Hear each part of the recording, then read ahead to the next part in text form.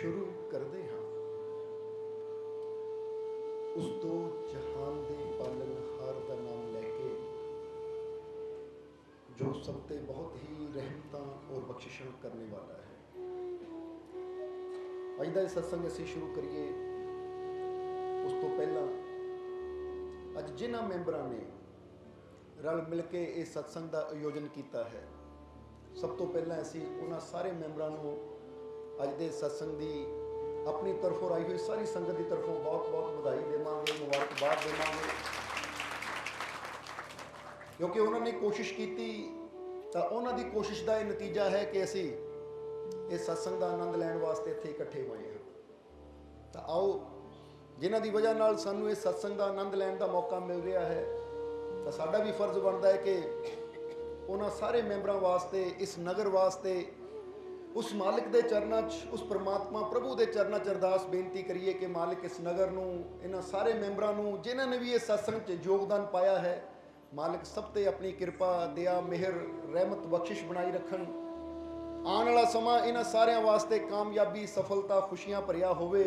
और जिस तरह अज इन्होंने रल मिल के खुशियां नाल सत्संग करवाया है, इसी तरह मालिक इन्हां दा प्रेम बनाई रखन, कम्मां कारां च बरकतां देण, ताकि हर साल ये इसी तरह खुशियां नाल सत्संग करवाते रहन और सानू सारियां नूं भी सत्संग सुनन दा, सत्संग च बैठन का मौका इसी तरह मिलता रहे। ये सारी संगत रल के उस परमात्मा उस प्रभु के चरणों च अरदास करो, क्योंकि जो संगत रल के बेनती करती है तो वह प्रभाव वह असर भी इंसान के जीवन पर जरूर होता है। और हुण सत्संग नूं अगे लैके चलीए तो ये दसना चाहांगे कि जदों जिथे बैठे हुए सी असीं उत्थे दो जीवां ने बेनती की कि मालको अज दे सत्संग च श्री गुरु रविदास जी के बारे दसो, कि श्री गुरु रविदास जी के जीवनी बारे दसो। तो हुण उन्होंने बेनती की तो फिर हुण जिद्दां उन्हां दी बेनती सी कि श्री गुरु रविदास जी के जीवन बारे मालक अपने सत्संग च दसन, तो आओ वैसे तो गुरुआं रहबरां पीरां फकीरां दा जो जिक्र हुंदा है, जिक्र मतलब जदों असीं उन्हां दा नाम लैंदे हाँ या उन्हां दे जीवन की कोई चर्चा करते हैं तो उन्हां दे जीवन दे विच बहुत कुछ ऐसा छुपिया हुंदा है कि अगर वो असीं समझ लईए तो साडा जीवन भी सफल हो सकता है। क्योंकि कहा जाता है ना कि अगर तू कामयाब होना है तो वो कामयाब शख्सियत जो दुनिया ते हो चुकी है ਉਹਦੇ जीवन ਨੂੰ समझना शुरू कर दे। ਜਦੋਂ तू ਉਹਦੇ जीवन ਨੂੰ समझ ਲਏਗਾ तो कामयाब होने वास्ते ਤੈਨੂੰ भी वो जीवन चो बहुत कुछ मिल सकता है। कहा जाता ना कि किसी बच्चे ने डॉक्टर बनना होवे तो उन्होंने डॉक्टरों के कोल ही भेजा जाता है कि डॉक्टरों के जीवन को देख पढ़ कि वो की कहते हैं। फिर जिदा जिदा बच्चा उस लाइन बारे सीखता है, समझता है, उस तरह नॉलेज होंगी है, ज्ञान होंदा है और फिर वो उस डिग्री के नज़दीक पहुँच जाता है जिस डिग्री को प्राप्त करना चाहता है। इसी तरह अगर असी भी गुरुआं रहबरां की जिंदगी को देखिए तो सब तो पहला एक चीज समझ आती है कि गुरुआं रहबरां ने उस आनंद को प्राप्त किया है। बोलो किया है या नहीं? ताही कह देंगे ना आनंद यानी ओ परमात्मा, ओ प्रभु, ओ निरंकार, उन्होंने आनंद रूप किया गया है। इसलिए गुरुआं रहबरां ने जिस परमानंद को प्राप्त किया है, हुण जे असीं भी उस परमानंद को प्राप्त करना चाहते हैं तो सानू उन्हां गुरुआं रहबरां की जिंदगी को समझना पएगा, क्योंकि उन्हां दी जिंदगी को समझ के असीं भी उस आनंद तक बड़ी आसानी नाल पहुंच सकते हैं। क्योंकि पुछया उतो ही जाता है, देखिया उहदी तरफ ही जाता है जिहड़ा खुद मंजिल तक पहुंच चुका होवे। जिस तरह तुसीं अगर किसी भी देश जाना होवे या किसी भी स्टेट में जाना होवे, फर्ज करो तुसीं आगरे जाना है ताजमहल देखण, तो तुसीं उहनूं ही पुछोगे जे ना वो पहला देखिया होया है, वही तुहानूं रास्ता समझा सकता है। इसी तरह अगर असीं सारे अपने जीवन को देखिए तो साडी सारियां दी मंजिल भी आनंद है, साडी सारियां दी मंजिल भी वो परमानंद परमात्मा है। और जब तक सानू वो मंजिल परमानंद परमात्मा नहीं मिलेगा उदों तक ये साडा जीवन अधूरा ही मन्निया जाएगा। इसलिए तो गुरुआं ने कहा कि बहुत जन्म बिछड़े थे माधो, कि बहुत जन्म पहले ही वो बिछोड़ा ऐसी चल चुके हैं, तो जे इस जन्म च ना समझे तो यह जन्म भी साडा बिछोड़े च ही गुजर जाएगा। इसलिए इस जन्म च कुछ ऐसा करना है कि जे जन्म तुम्हारे लेखे, इस जन्म च कुछ ऐसा समझना है ਤਾਂ ਕਿ ਇਹ ਸਾਡਾ ਜੀਵਨ, ਸਾਡਾ ਜਨਮ ਲੇਖੇ ਲੱਗ ਜਾਵੇ। ਔਰ ਗੁਰੂਆਂ ਰਹਿਬਰਾਂ ਦੇ ਜੀਵਨ ਨੂੰ ਸਮਝ ਕੇ ਹੀ, ਉਹਨਾਂ ਦੀ ਬਾਣੀ ਨੂੰ ਸਮਝ ਕੇ ਹੀ ਅਸੀਂ ਉਸ ਰਸਤੇ ਤੇ ਚੱਲ ਸਕਦੇ ਹਾਂ ਜਿਹੜਾ ਰਸਤਾ ਸਾਨੂੰ ਪਰਮਾਨੰਦ ਤੱਕ ਲੈ ਕੇ ਜਾਂਦਾ ਹੈ। ਇਸ ਲਈ ਆਓ ਸ਼੍ਰੀ ਗੁਰੂ ਰਵਿਦਾਸ ਜੀ ਦੇ ਬਾਰੇ ਥੋੜਾ ਸਮਝੀਏ। ਪਹਿਲਾਂ ਤਾਂ ਸ਼੍ਰੀ ਗੁਰੂ ਰਵਿਦਾਸ ਜੀ ਦੇ ਨਾਮ ਤੇ ਹੀ ਆ ਜਾਈਏ ਅਸੀਂ, ਕਿ ਨਾਮ ਹੀ ਦੇਖੋ, ਰਵਿਦਾਸ। ਹੁਣ ਗੁਰੂਆਂ ਦੇ ਪੂਰੇ ਜੀਵਨ ਦੀ ਚਰਚਾ ਕਰਨ ਵਾਸਤੇ ਤਾਂ ਬਹੁਤ ਸਮਾਂ ਚਾਹੀਦਾ ਹੈ, ਕਿਉਂਕਿ ਇਹ ਤਾਂ ਸਮਝ ਲਓ ਇਸੇ ਤਰ੍ਹਾਂ ਹੈ ਕਿ ਬੰਦੇ ਦੀ, ਜੇ ਤੁਸੀਂ ਇੱਕ ਸਧਾਰਨ ਇਨਸਾਨ ਦੀ ਵੀ ਕੋਈ ਸਿਫਤ ਕਰਨੀ ਹੋਵੇ ਨਾ, ਤਾਂ ਬੰਦਾ ਸੋਚਦਾ ਹੈ ਕਿ ਇਹਦੀ ਸਿਫਤ ਕਿੱਦਾਂ ਕਰਾਂ, ਕਿਉਂਕਿ ਇੱਕ ਬੰਦੇ ਦੀ ਉਮਰ 50 ਸਾਲ ਹੈ ਤਾਂ 50 ਸਾਲ ਦੀ ਸਿਫਤ ਬੰਦਾ 2 ਘੰਟਿਆਂ 'ਚ ਜਾਂ 1 ਘੰਟੇ 'ਚ ਕਿੱਦਾਂ ਕਰੇਗਾ। ਫਿਰ ਇੱਥੇ ਤਾਂ ਗੱਲ ਹੀ ਗੁਰੂਆਂ ਦੀ ਹੈ, ਇੱਥੇ ਤਾਂ ਗੱਲ ਹੀ ਗੁਰੂਆਂ ਰਹਿਬਰਾਂ ਪੀਰਾਂ ਫਕੀਰਾਂ ਦੀ ਹੈ, ਉਹ ਸ਼ਖਸੀਅਤ ਦੀ ਹੈ ਜਿਨ੍ਹਾਂ ਆਪਣੇ ਆਪ ਨੂੰ ਆਨੰਦ ਨਾਲ ਜੋੜ ਕੇ ਆਨੰਦ ਦਾ ਹੀ ਰੂਪ ਹੋ ਗਏ। ਫਿਰ ਜੇ ਅਸੀਂ ਕਹੀਏ ਕਿ ਅੱਧੇ ਘੰਟੇ, ਪੌਣੇ ਘੰਟੇ ਜਾਂ 1 ਘੰਟੇ 'ਚ ਉਹਨਾਂ ਦੇ ਜੀਵਨ ਨੂੰ ਪੂਰੀ ਤਰ੍ਹਾਂ ਸਮਝਣਾ ਬਹੁਤ ਮੁਸ਼ਕਿਲ ਹੈ। ਪਰ ਇੱਥੇ ਪਹਿਲਾਂ ਉਹਨਾਂ ਦੇ ਨਾਮ ਨੂੰ ਹੀ ਸਮਝ ਲਈਏ, ਕਿਉਂਕਿ ਉਹਨਾਂ ਦੇ ਨਾਮ ਦੇ ਅੰਦਰ ਹੀ ਬੜੀ ਗਹਿਰਾਈ ਹੈ। ਔਰ ਅਗਰ ਉਹਨਾਂ ਦੇ ਨਾਮ ਨੂੰ ਹੀ ਅਸੀਂ ਸਮਝ ਲਈਏ ਤਾਂ ਸਾਡੇ ਜੀਵਨ ਦੇ ਕਈ ਭਰਮ ਭੁਲੇਖੇ ਦੂਰ ਹੋ ਸਕਦੇ ਹਨ। ਹੁਣ ਨਾਮ ਰਵਿਦਾਸ, ਔਰ ਰਵੀ ਦਾ ਮਤਲਬ ਕੀ ਹੁੰਦਾ ਹੈ, ਜਰਾ ਵਿਚਾਰ ਕਰੋ, ਨਾਲ ਨਾਲ ਤੁਸੀਂ ਵੀ ਜਵਾਬ ਦੇਣਾ ਹੈ। ਰਵੀ ਦਾ ਮਤਲਬ ਕੀ ਹੁੰਦਾ ਹੈ? ਕੀ ਹੁੰਦਾ ਹੈ? ਸੂਰਜ ਕਹਿ ਲਓ, ਪ੍ਰਕਾਸ਼ ਕਹਿ ਲਓ, ਕਿਉਂਕਿ ਰਵੀ ਦਾ ਮਤਲਬ ਹੈ ਪ੍ਰਕਾਸ਼। ਇਸ ਲਈ ਸੂਰਜ ਨੂੰ ਵੀ ਰਵੀ ਕਿਹਾ ਜਾਂਦਾ ਹੈ, ਕਿਉਂਕਿ ਸੂਰਜ ਵੀ ਇੱਕ ਪ੍ਰਕਾਸ਼ ਦਾ ਗੋਲਾ ਹੈ। ਹੁਣ ਸੂਰਜ ਦਾ ਪ੍ਰਕਾਸ਼ ਕਈ ਵਾਰ ਮੱਧਮ ਹੋ ਜਾਂਦਾ ਹੈ। ਕਦੋਂ ਹੁੰਦਾ ਹੈ? ਜਦੋਂ ਧੁੰਦ ਪੈ ਜਾਵੇ, ਜਦੋਂ ਬੱਦਲ ਆ ਜਾਣ ਤਾਂ ਸੂਰਜ ਦਾ ਪ੍ਰਕਾਸ਼ ਮੱਧਮ ਪੈ ਜਾਂਦਾ। ਜਿਸ ਤਰ੍ਹਾਂ ਅਸੀਂ ਕਹਿੰਦੇ ਹਾਂ ਇਸ ਲਈ ਬਾਦਲ ਹੋ ਗਏ, ਤਾਂ ਜਿਹੜਾ ਸੂਰਜ ਹੈ ਬਾਦਲਾਂ ਦੇ ਪਿੱਛੇ ਛੁਪ ਗਿਆ, ਉਹਦੀਆਂ ਕਿਰਨਾਂ ਸਾਡੇ ਤੱਕ ਨਹੀਂ ਪਹੁੰਚ ਰਹੀਆਂ। ਇਸ ਲਈ ਸੂਰਜ ਦਾ ਪ੍ਰਕਾਸ਼ ਮੱਧਮ ਹੋ ਸਕਦਾ ਹੈ, ਪਰ ਜੋ ਗੁਰੂਆਂ ਦਾ ਪ੍ਰਕਾਸ਼ ਹੈ ਨਾ, ਜੋ ਸੰਤਾਂ ਰਹਿਬਰਾਂ ਦਾ ਪ੍ਰਕਾਸ਼ ਹੈ, ਉਹ ਪ੍ਰਕਾਸ਼ ਨੂੰ ਰੋਕ ਸਕੇ ਨਾ। ਐਸੀ ਕੋਈ ਧੁੰਦ ਬਣੀ ਹੈ ਤਾਂ ਨਾ ਹੀ ਐਸਾ ਕੋਈ ਬਾਦਲ ਬਣਿਆ ਹੈ, ਕਿਉਂਕਿ ਉਹ ਪ੍ਰਕਾਸ਼, ਜਰਾ ਹੁਣ ਗੌਰ ਕਰਨਾ, ਸੂਰਜ ਦਾ ਪ੍ਰਕਾਸ਼ ਸਿਰਫ ਸਾਡੀ ਅੱਖ ਨੂੰ ਰਸਤਾ ਦਿਖਾਉਂਦਾ ਹੈ। ਸਮਝਦੇ ਹੋ ਕਿ ਨਹੀਂ? ਜਦੋਂ ਸੂਰਜ ਚੜ੍ਹਦਾ ਹੈ ਅਸੀਂ ਕਹਿੰਦੇ ਰਾਤ ਹੈ, ਸੂਰਜ ਨਹੀਂ ਹੈ, ਅੰਧੇਰਾ ਹੈ, ਸਾਨੂੰ ਕੁਝ ਨਜ਼ਰ ਨਹੀਂ ਆਉਂਦਾ। ਹੁਣ ਸੂਰਜ ਚੜ੍ਹ ਗਿਆ, ਸਾਨੂੰ ਸਾਫ਼-ਸਾਫ਼ ਸਭ ਕੁਝ ਨਜ਼ਰ ਆਉਂਦਾ ਹੈ। ਸੂਰਜ ਦਾ ਪ੍ਰਕਾਸ਼ ਸਿਰਫ ਸਾਡੀ ਸਰੀਰਕ ਅੱਖਾਂ ਨੂੰ ਮਾਰਗ ਦਿਖਾਉਂਦਾ ਹੈ, ਪਰ ਗੁਰੂਆਂ ਦਾ ਪ੍ਰਕਾਸ਼ ਸਾਡੇ ਸਰੀਰ ਨੂੰ ਨਹੀਂ, ਸਾਡੀ ਮਨ ਨੂੰ ਔਰ ਸਾਡੀ ਆਤਮਾ ਨੂੰ ਮਾਰਗ ਦਿਖਾਉਂਦਾ ਹੈ, ਜਿੱਥੇ ਸੂਰਜ ਦਾ ਪ੍ਰਕਾਸ਼ ਨਹੀਂ ਪਹੁੰਚ ਸਕਦਾ। ਜਰਾ ਸੋਚ ਕੇ ਦੇਖੋ, ਕਿਉਂਕਿ ਸੂਰਜ ਤਾਂ ਸਿਰਫ ਸਰੀਰਕ ਅੱਖਾਂ ਨੂੰ ਮਾਰਗ ਦਿਖਾਏਗਾ, ਔਰ ਸੂਰਜ ਸਿਰਫ ਸਾਨੂੰ ਉਹ ਮਾਰਗ ਦਿਖਾਏਗਾ ਜੋ ਮੰਜ਼ਿਲ ਸੰਸਾਰ ਤੇ ਹੈ। ਅਸੀਂ ਕਹਿੰਦੇ ਉਹ ਘਰ ਜਾਣਾ ਹੈ, ਹਨੇਰਾ ਹੈ, ਮੈਨੂੰ ਨਜ਼ਰ ਨਹੀਂ ਆਉਂਦਾ, ਮੈਂ ਠੋਕਰਾਂ ਖਾ ਰਿਹਾ, ਸੂਰਜ ਚੜ ਗਿਆ, ਬੜੀ ਆਸਾਨੀ ਨਾਲ ਮੈਂ ਉਹ ਘਰ ਤੱਕ ਪਹੁੰਚ ਗਿਆ। ਪਰ ਗੁਰੂਆਂ ਦਾ ਪ੍ਰਕਾਸ਼ ਸਾਨੂੰ ਜੋ ਦਿਖਾਉਂਦਾ ਹੈ ਨਾ, ਉਹ ਕੋਈ ਦੁਨਿਆਵੀ ਘਰ ਨਹੀਂ ਹੈ, ਉਹ ਸਾਰੀ ਦੁਨੀਆ ਨੂੰ ਬਣਾਉਣ ਵਾਲੇ ਉਹ ਪ੍ਰਭੂ ਦਾ ਘਰ ਹੈ, ਜਿੱਥੇ ਤੱਕ ਸਾਨੂੰ ਗੁਰੂਆਂ ਦਾ ਪ੍ਰਕਾਸ਼ ਹੀ ਲਿਜਾ ਸਕਦਾ ਹੈ। ਇਹ ਸੂਰਜ ਦਾ ਪ੍ਰਕਾਸ਼ ਉੱਥੇ ਕੁਝ ਨਹੀਂ ਕਰ ਸਕਦਾ। ਸਮਝਣਾ ਜ਼ਰਾ ਸਾਰੇ, ਕਿਉਂਕਿ ਜੇ ਤੁਸੀਂ ਦੁਨੀਆ ਦੇ ਘਰ ਤੱਕ ਪਹੁੰਚਣਾ ਹੈ, ਦੁਨੀਆ ਦੀ ਮੰਜ਼ਿਲ ਤੱਕ ਪਹੁੰਚਣਾ ਹੈ, ਤਾਂ ਫਿਰ ਸੂਰਜ ਹੋਵੇ ਨਾ ਹੋਵੇ ਕੋਈ ਫਰਕ ਨਹੀਂ ਪੈਂਦਾ। ਹੁਣ ਰਾਤ ਨੂੰ ਵੀ ਲੋਕ ਸਫ਼ਰ ਕਰਦੇ ਹੀ ਹੈ, ਗੱਡੀਆਂ ਦੀ ਲਾਈਟ ਵਿੱਚ ਜਾਂ ਟਾਰਚ ਫੜ ਕੇ ਰਾਤ ਨੂੰ ਵੀ ਬੰਦਾ ਸਫ਼ਰ ਕਰਦਾ ਹੈ। ਇਸ ਲਈ ਦੁਨਿਆਵੀ ਮੰਜ਼ਿਲ ਤੱਕ ਪਹੁੰਚਣ ਵਾਸਤੇ ਸੂਰਜ ਦੀ ਲੋੜ ਨਹੀਂ ਹੈ। ਉੱਥੇ ਅਸੀਂ ਹੈਡਲਾਈਟ ਨਾਲ, ਗੱਡੀਆਂ ਦੀ ਹੈਡਲਾਈਟ ਨਾਲ ਵੀ ਜਾ ਸਕਦੇ ਹਾਂ, ਪਰ ਇਹ ਯਾਦ ਰੱਖੋ ਕਿ ਪ੍ਰਮਾਤਮਾ ਰੂਪੀ ਘਰ ਤੱਕ ਪਹੁੰਚਣ ਵਾਸਤੇ ਇੱਕ ਗੁਰੂ ਹੀ ਪ੍ਰਕਾਸ਼ ਹੈ। ਉੱਥੇ ਹੋਰ ਕੋਈ ਪ੍ਰਕਾਸ਼ ਹੈ ਹੀ ਨਹੀਂ ਜੋ ਸਾਨੂੰ ਉੱਥੇ ਪਹੁੰਚਾ ਸਕੇ। ਇਸ ਲਈ ਦੁਨੀਆ ਦਾ ਸੂਰਜ ਅੱਜ ਦੇ ਹਿਸਾਬ ਦੇ ਨਾਲ ਅਸੀਂ ਕਹਿੰਦੇ ਆ ਦਿਨ ਨੂੰ ਪ੍ਰਕਾਸ਼ ਦਿੰਦਾ, ਰਾਤ ਨੂੰ ਤਾਂ ਲਾਈਟਾਂ ਹੀ ਜਗਦੀਆਂ ਹੈ, ਪਰ ਗੁਰੂਆਂ ਦਾ ਜੋ ਪ੍ਰਕਾਸ਼ ਹੈ, ਜਿੱਥੇ ਉਹਨਾਂ ਕੰਮ ਕਰਨਾ ਹੈ ਉੱਥੇ ਤਾਂ ਉਹਨੇ ਹੀ ਕਰਨਾ ਹੈ। ਉਹਦੇ ਮੁਕਾਬਲੇ 'ਚ ਅਸੀਂ ਹੋਰ ਕਿਸੇ ਨੂੰ ਤਾਂ ਉੱਥੇ ਰੱਖ ਹੀ ਨਹੀਂ ਸਕਦੇ। ਬੰਦਾ ਕਹਿੰਦਾ ਨਾ ਸੂਰਜ ਨਹੀਂ ਹੈ ਤਾਂ ਕੋਈ ਗੱਲ ਨਹੀਂ, ਸਾਡੇ ਕੋਲ ਟਾਰਚ ਹੈ, ਅਸੀਂ ਉਹ ਜਗਾ ਲਵਾਂਗੇ, ਲਾਈਟ ਹੈ ਉਹ ਚਲਾ ਲਵਾਂਗੇ, ਲਾਈਟ ਚਲੀ ਗਈ ਜਨਰੇਟਰ ਹੈ ਚਲਾ ਲਵਾਂਗੇ। ਹੁਣ ਇੱਥੇ ਤਾਂ ਅਸੀਂ ਇੱਕ ਚੀਜ਼ ਨੂੰ ਨਾ ਹੋਵੇ ਤਾਂ ਦੂਜੀ ਚੀਜ਼ ਲੱਭ ਲੈਂਦੇ ਆ, ਪਰ ਜਦੋਂ ਅੰਦਰ ਦੀ ਗੱਲ ਆਉਂਦੀ ਨਾ, ਉੱਥੇ ਦੂਜਾ ਤੀਜਾ ਕੁਝ ਵੀ ਨਹੀਂ ਹੈ, ਉੱਥੇ ਤੇ ਕੋਈ ਹੈ। ਅਗਰ ਉਹ ਹੈ ਤਾਂ ਮੰਜ਼ਿਲ ਹੈ, ਜੇ ਉਹ ਨਹੀਂ ਹੈ ਤਾਂ ਮੰਜ਼ਿਲ ਹੈ ਨਹੀਂ। ਤਾਂ ਹੀ ਤਾਂ ਇੱਕ ਸ਼ਬਦ ਅੰਦਰ ਆਂਦਾ ਹੈ ਕਿ ਰੱਬ ਨੇ ਤਾਕਤ ਗੁਰੂ ਦੇ ਹੱਥ ਦਿੱਤੀ, ਬਿਨਾ ਹੁਕਮ ਤੋਂ ਪੱਤਾ ਕਦੇ ਹਿਲਦਾ ਨਹੀਂ, ਜਦ ਤੱਕ ਨਾ ਗੁਰੂ ਨਜ਼ਰ ਪਾਵੇ ਕਮਲ 10ਵੇਂ ਦੁਆਰ ਦਾ ਕਦੇ खिलदा नहीं। चाहे जा मक्के चाहे लब तीरथ, बिना गुरु तो रब कदे मिलदा नहीं। ये शब्द अंदर यही गल दसी है कि रब ने ताकत गुरु के हथ दिती, बिना हुक्म तो पत्ता कदे हिलदा नहीं। हुण बंदा सोचे आ बाहरले पत्ते तो हिली जाते, हवावां चलदियां है, ये तो हिली जाते हैं, पर इत्थे ये गल दसना चाहां, ये गल अंदर दी है, ये गल बाहर दी नहीं है। बाहर दे पत्ते आंदे भी है तो झड़ने भी है, बाहर मीह भी आना, नेरी भी आनी, तूफान भी आनी, ये सब ओदी रजा नाल हुंदा है। पर इत्थे गल अंदर दे पत्ते दी है कि आ जिहड़ा तेरा मन रूपी है ना पत्ता, क्योंकि पत्ता देखदे हो ना तुसीं, एक पत्ता रखदे हो, हवा ऐ नूं आई ऐ नूं चला गया, हवा ओ नूं आई ओ नूं चला गया। वो कहंदे तेरा मन भी पत्ते की तरह ही है। ये जिधर नूं वासनावां दी हवा आंदी है, विषयां दी हवा आंदी है, जिधर नूं विकारां दी हवा आंदी है, तेरा मन उधर नहीं उड़ जाता है। कदी देखो तुसीं विचार करके, बंदा बैठा है, किसी ने कह तो वो चीज चंगी, मन उधर लग गया, वो चीज इदां मन उधर लग गया। कोई नशिया वाले पासे लग जाता है, मन के पिछे लग के, कोई किसी पासे दौड़ जाता है। यानी इत्थे मन दे पत्ते दी गल है कि तेरा मन भी विषय विकारां दी हवा च कदी इधर उड़दा कदी उधर उड़दा है।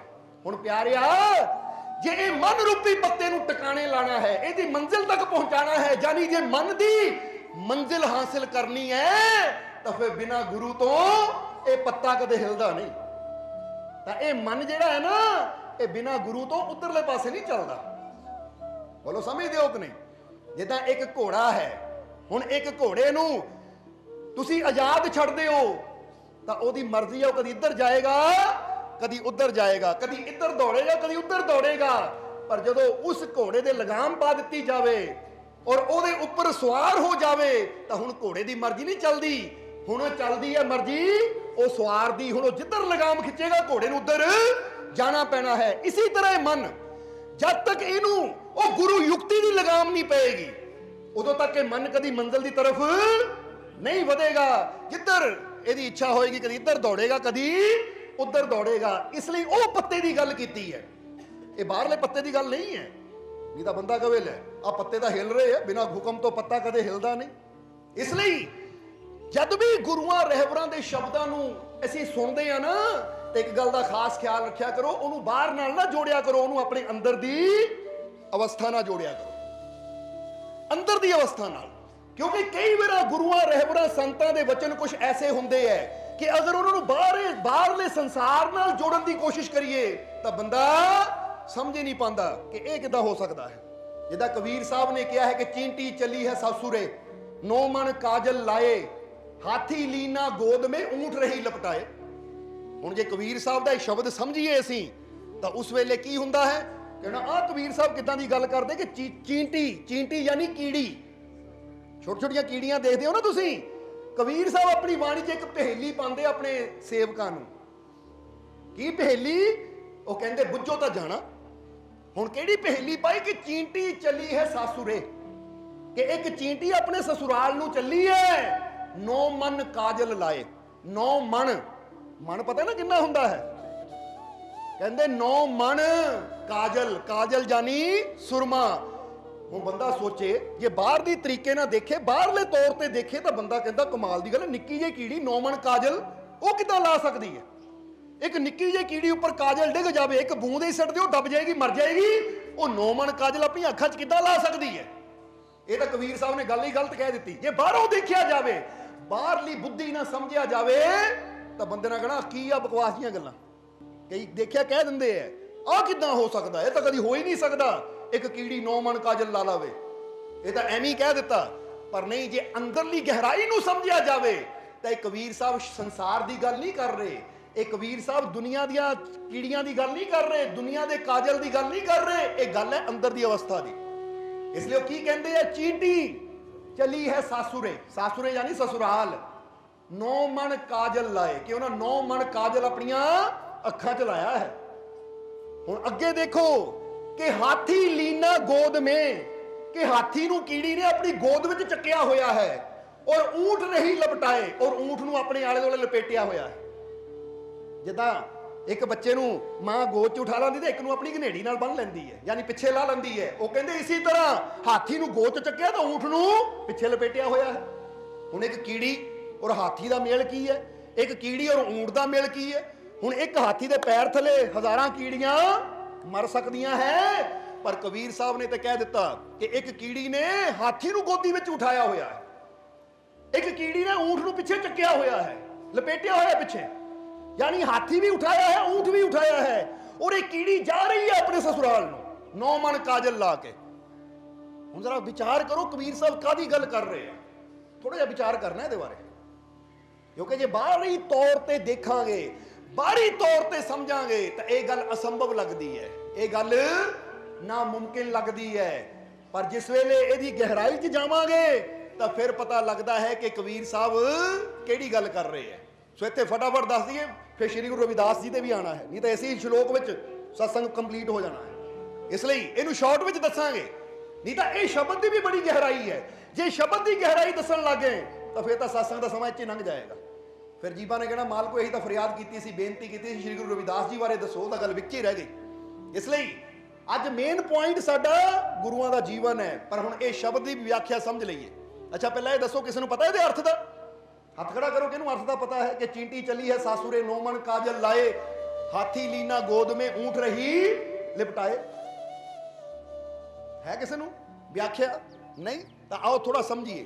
हुण कबीर साहब किहनूं कह रहे चींटी, किहनूं कह रहे ससुराल, कादी गल कर रहे हैं कबीर साहब? वो गल कर रहे आत्मा और परमात्मा की, क्योंकि अगर देखा जाए तो यह इंसान दा, यह रूह दा स्वामी कौन है, ये आत्मा दा मालिक कौन है? तो बंदा कहता है वो मेरा स्वामी है। बोलो समझ दो कि नहीं? वो मेरा मालिक है, मालिक यानी वो मेरा स्वामी है, कि मैं ओदा ही तो हाँ। इसीलिए तो इत्थे क्या कि आत्मा और परमात्मा दा जदों मेल हुंदा है ना, तो फिर ही इंसान दा जीवन संपूर्ण होता है, फिर ही इंसान दा जीवन कंप्लीट होता है। बस इत्थे भी वो आत्मा और परमात्मा की गल चल रही है, वो सुरती की गल चल रही है कि चींटी रूपी आत्मा सुरती जा रही है अपने ससुराल। ससुराल हुण कित्थे हुंदा है? जिथे मालिक होवे, स्वामी होवे। बंदा कहंदा ना तेरा स्वामी कित्थे? एक पत्नी नूं पुछया जांदा है तां वो कहंदी मेरे ससुराल च, मैं तां मायके आई हां, मेरा पति वो तां ससुराल बैठा है। इसी तरह अगर देखा जाए तो कबीर साहब इशारा करते कि दुनिया के उपर तू आया है तो हुण जरूरत है तेनू अपने मालिक के घर जाण दी, जो तेरी रूह का असली मालिक है, जिहदे नाल मेल करके तेनू ये जीवन दी वो सच्चियां खुशियां मिलनियां है। हुण ये जानी है जदों सुरती, जानी है जदों आत्मा परमात्मा की तरफ मेल करने वास्ते, तो कहंदे 9 मन काजल लाए। हुण 9 मन काजल किहड़ा है जरा समझना। इत्थे तुसी जानते हो कि 9 प्रकार की भक्ति मनी गई है, बोलो हुंदा है कि नहीं? इसलिए कहीं क्या कि अगर ये शब्द की गहराई करिए दसीए तो फिर तो ये बहुत समा लग जाएगा, पर इशारा समझ लो कि 9 प्रकार की भक्ति मनी गई है। वो कहते 9 प्रकार की भक्ति, 9 तरीके हैं जिदा एक औरत अपने अपने ढंग नाल अपना श्रृंगार करती है। वो कहते रूह की श्रृंगार करन दे भी ये तरीके है, जरा समझना सारे जीव। और फिर वो कहते हैं हाथी लीना गोद में, हुण हाथी नूं गोद विच चकना पैना है, ऊंट नूं लपेटना पैना है। हाथी की है? हाथी है साडा मन, क्योंकि मन रूपी हाथी है ना। कहते हैं मन रूपी हाथी कदी इधर तवाही मचांदा, कदी उधर तवाही मचांदा, जब तक ये कंट्रोल च ना होवे। पर जदों मन रूपी हाथी कंट्रोल च आ जांदा है तो फिर ये साडा मित्र बन जाता है। ये गल याद रखना हमेशा। इसलिए तो महात्मा बुद्ध भी कहते सी कि अगर तू मन दे कंट्रोल च है तो मन तेरा सब तो बड़ा शत्रु है, और अगर मन तेरे कंट्रोल च है तो तेरा सब तो बड़ा मित्र है। इन्हू इदां ही समझ लो कि जे अग तेरे कंट्रोल च है तो अग तेरी मित्र है, तो जे तू अग दे कंट्रोल च हो गया तो अग ने तेनू साड़ के सुआह कर देना। जिद्दां बंदा इदां समझ लवे कि एक बंदा मोमबत्ती लैके जा रहा, चिराग लैके जा रहा है, हुण चिराग उहदे कंट्रोल च है। बंदा कहता चिराग मेरे हाथ च है, चिराग यानी जोत मेरे हाथ च है। तो हुण एक बंदा ओदा घर सड़ रहा, गब्बे खड़ा है, तो हुण ओनू पुछो तू कित्थे है? उन्हें कहना भराओ मैं अग च खड़ा है। हुण जे अग तेरे हाथ च है, तेरे कंट्रोल च है, तो तेनू मंजिल ते लैके जाएगी। तो जे तेरे चारों तरफ अग हो जाए, तू ओदे विच खड़ जावें, तो तेनू साड़ के सुआह कर देगी।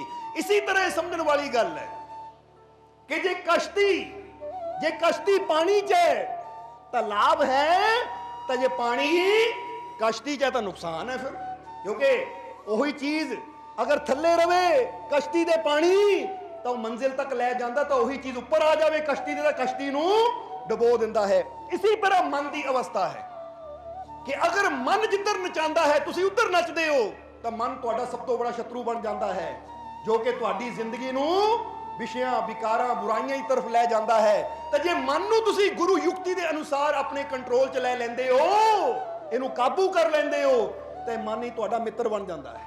ਇਸ ਲਈ ਕਬੀਰ ਸਾਹਿਬ ਨੇ ਦੱਸਿਆ ਕਿ ਹਾਥੀ ਰੂਪੀ ਮਨ ਨੂੰ ਇਹ ਚੀਂਟੀ ਯਾਨੀ ਸੁਰਤੀ ਆਤਮਾ ਰੂਪੀ ਚੀਂਟੀ ਨੇ ਕੰਟਰੋਲ ਕਰ ਲਿਆ, ਚੱਕ ਲਿਆ ਉਹਨੂੰ ਆਪਣੀ ਗੋਦ ਵਿੱਚ, ਪਕੜ ਲਿਆ ਉਹਨੂੰ, ਹੁਣ ਇਹ ਕਿਤੇ ਹਿੱਲ ਨਹੀਂ ਸਕਦਾ। ਔਰ ਊਂਠ ਰਹੀ ਲਪਟਾਏ। ਊਂਠ ਕਿਹਨੂੰ ਕਿਹਾ ਹੈ? ਬੰਦੇ ਦੇ ਅਹੰਕਾਰ ਨੂੰ, ਬੰਦੇ ਦੀ ਮੈਂ ਨੂੰ, ਬੰਦੇ ਦਾ ਅਹੰਕਾਰ, ਬੰਦੇ ਦੀ ਮੈਂ ਜਿਹੜੀ ਹੈ ਨਾ, ਕਹਿੰਦੇ ਬੰਦੇ ਦੀ ਮੈਂ ਜਿੱਦਾਂ ਆਂਦਾ ਵੀ ਹੈ ਕਿ ਮੇਰੀ ਮੈਂ ਨੇ ਮੁਝਕੋ ਜੁਦਾ ਕਰ ਦਿया, मुझको बंदा और तुझको खुदा कर दिया, जब मुझ में मैं ना रही बाकी फिर बंदा की ते मौला की। ये मैं ही तो है। ताही तो बुल्ले शाह ने भी किया है कि ऐ प्यारिया गंगा गया रब मिलदा नहीं, कहंदे गंगा गया नहीं रब मिलना, मक्के गया नहीं रब मिलना।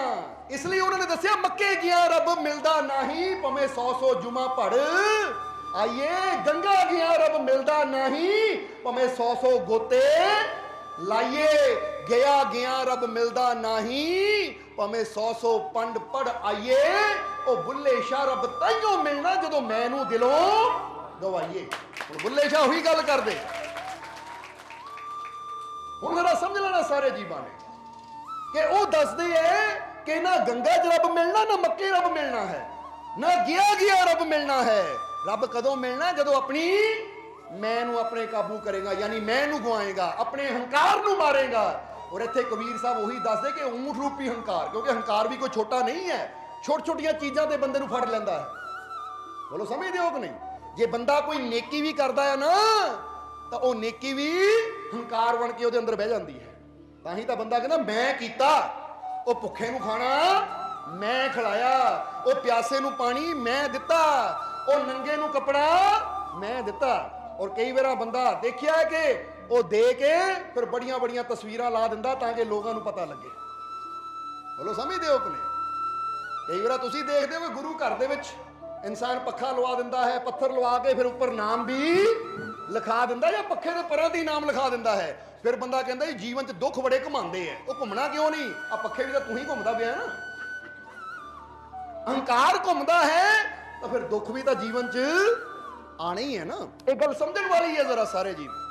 ਇਸ ਕਰਕੇ ਅਸੀਂ ਕਹਿੰਦੇ ਕੋਈ ਵੀ ਚੀਜ਼ ਉਹਦੀ ਗਹਿਰਾਈ ਨੂੰ ਸਮਝੋ ਕਿ ਇਨਸਾਨ ਜੇ ਇੱਥੇ ਤੱਕ ਸਿਮਰਨ ਵੀ ਕਰਦਾ ਹੈ ਤਾਂ ਦੇਖੋ ਉਹਦੇ ਅੰਦਰ ਵੀ ਹੰਕਾਰ ਆ ਜਾਂਦਾ ਹੈ। ਮੈਂ 2.5 ਘੰਟੇ ਸਿਮਰਨ ਕੀਤਾ।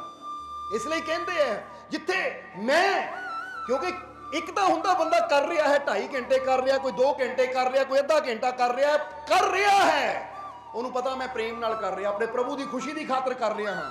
ਪਰ ਇੱਕ ਬੰਦਾ ਦੂਜੇ ਨੂੰ ਦੱਸਦਾ ਹੈ ਉਹ ਤੂੰ ਤਾਂ ਪਾਪੀ ਹੈ, ਓਏ ਤੇਤੋਂ ਨਾਮ ਕਿੱਥੋਂ ਜਪ ਹੁੰਦਾ, ਮੈਨੂੰ ਦੇਖ ਮੈਂ 2.5 ਘੰਟੇ ਕਰਦਾ ਆ, ਮੈਂ ਇੰਨੀ ਵਾਰ ਆ ਪਾਠ ਕਰਦਾ ਆ, ਇੰਨੀ ਵਾਰ ਮੈਂ ਆ ਮੰਤਰ ਜਪਦਾ ਹਾਂ, ਇੰਨੀ ਵਾਰ ਮੈਂ ਆ ਕਰਦਾ ਹਾਂ। ਹੁਣ ਉਹਦੇ ਪਿੱਛੇ ਮਕਸਦ ਪ੍ਰੇਮ ਨਹੀਂ ਹੈ, ਉਹਦੇ ਪਿੱਛੇ ਮਕਸਦ ਹੈ ਦੂਜੇ ਨੂੰ ਨੀਵਾਂ ਦਿਖਾਉਣ ਦਾ।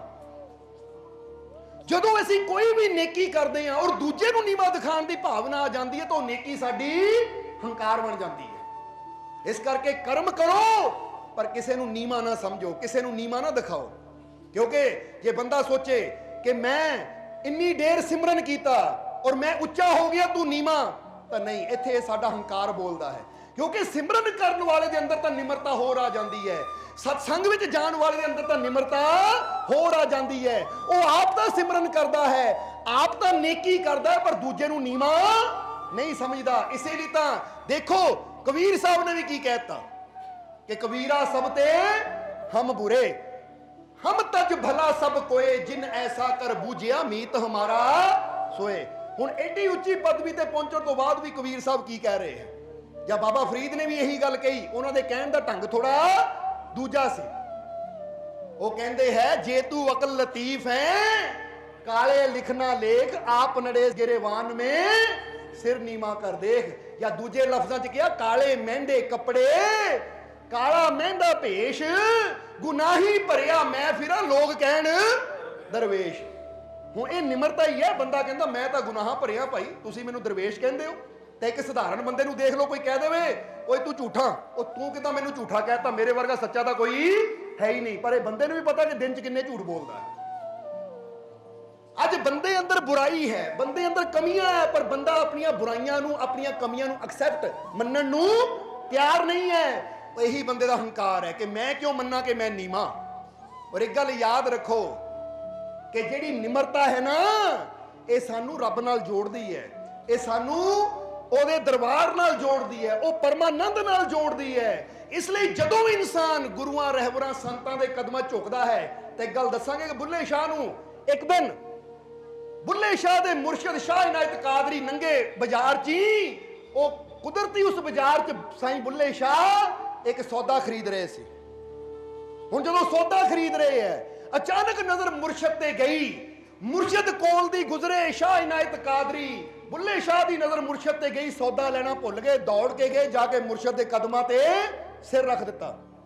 ਮੁਰਸ਼ਿਦ ਨੇ ਆਸ਼ੀਰਵਾਦ ਦਿੱਤਾ। ਜਦੋਂ ਮੁਰਸ਼ਿਦ ਅੱਗੇ ਚਲੇ ਗਏ ਤਾਂ ਬੁੱਲੇ ਸ਼ਾਹ ਵਾਪਸ ਦੁਕਾਨ ਤੇ ਆਏ।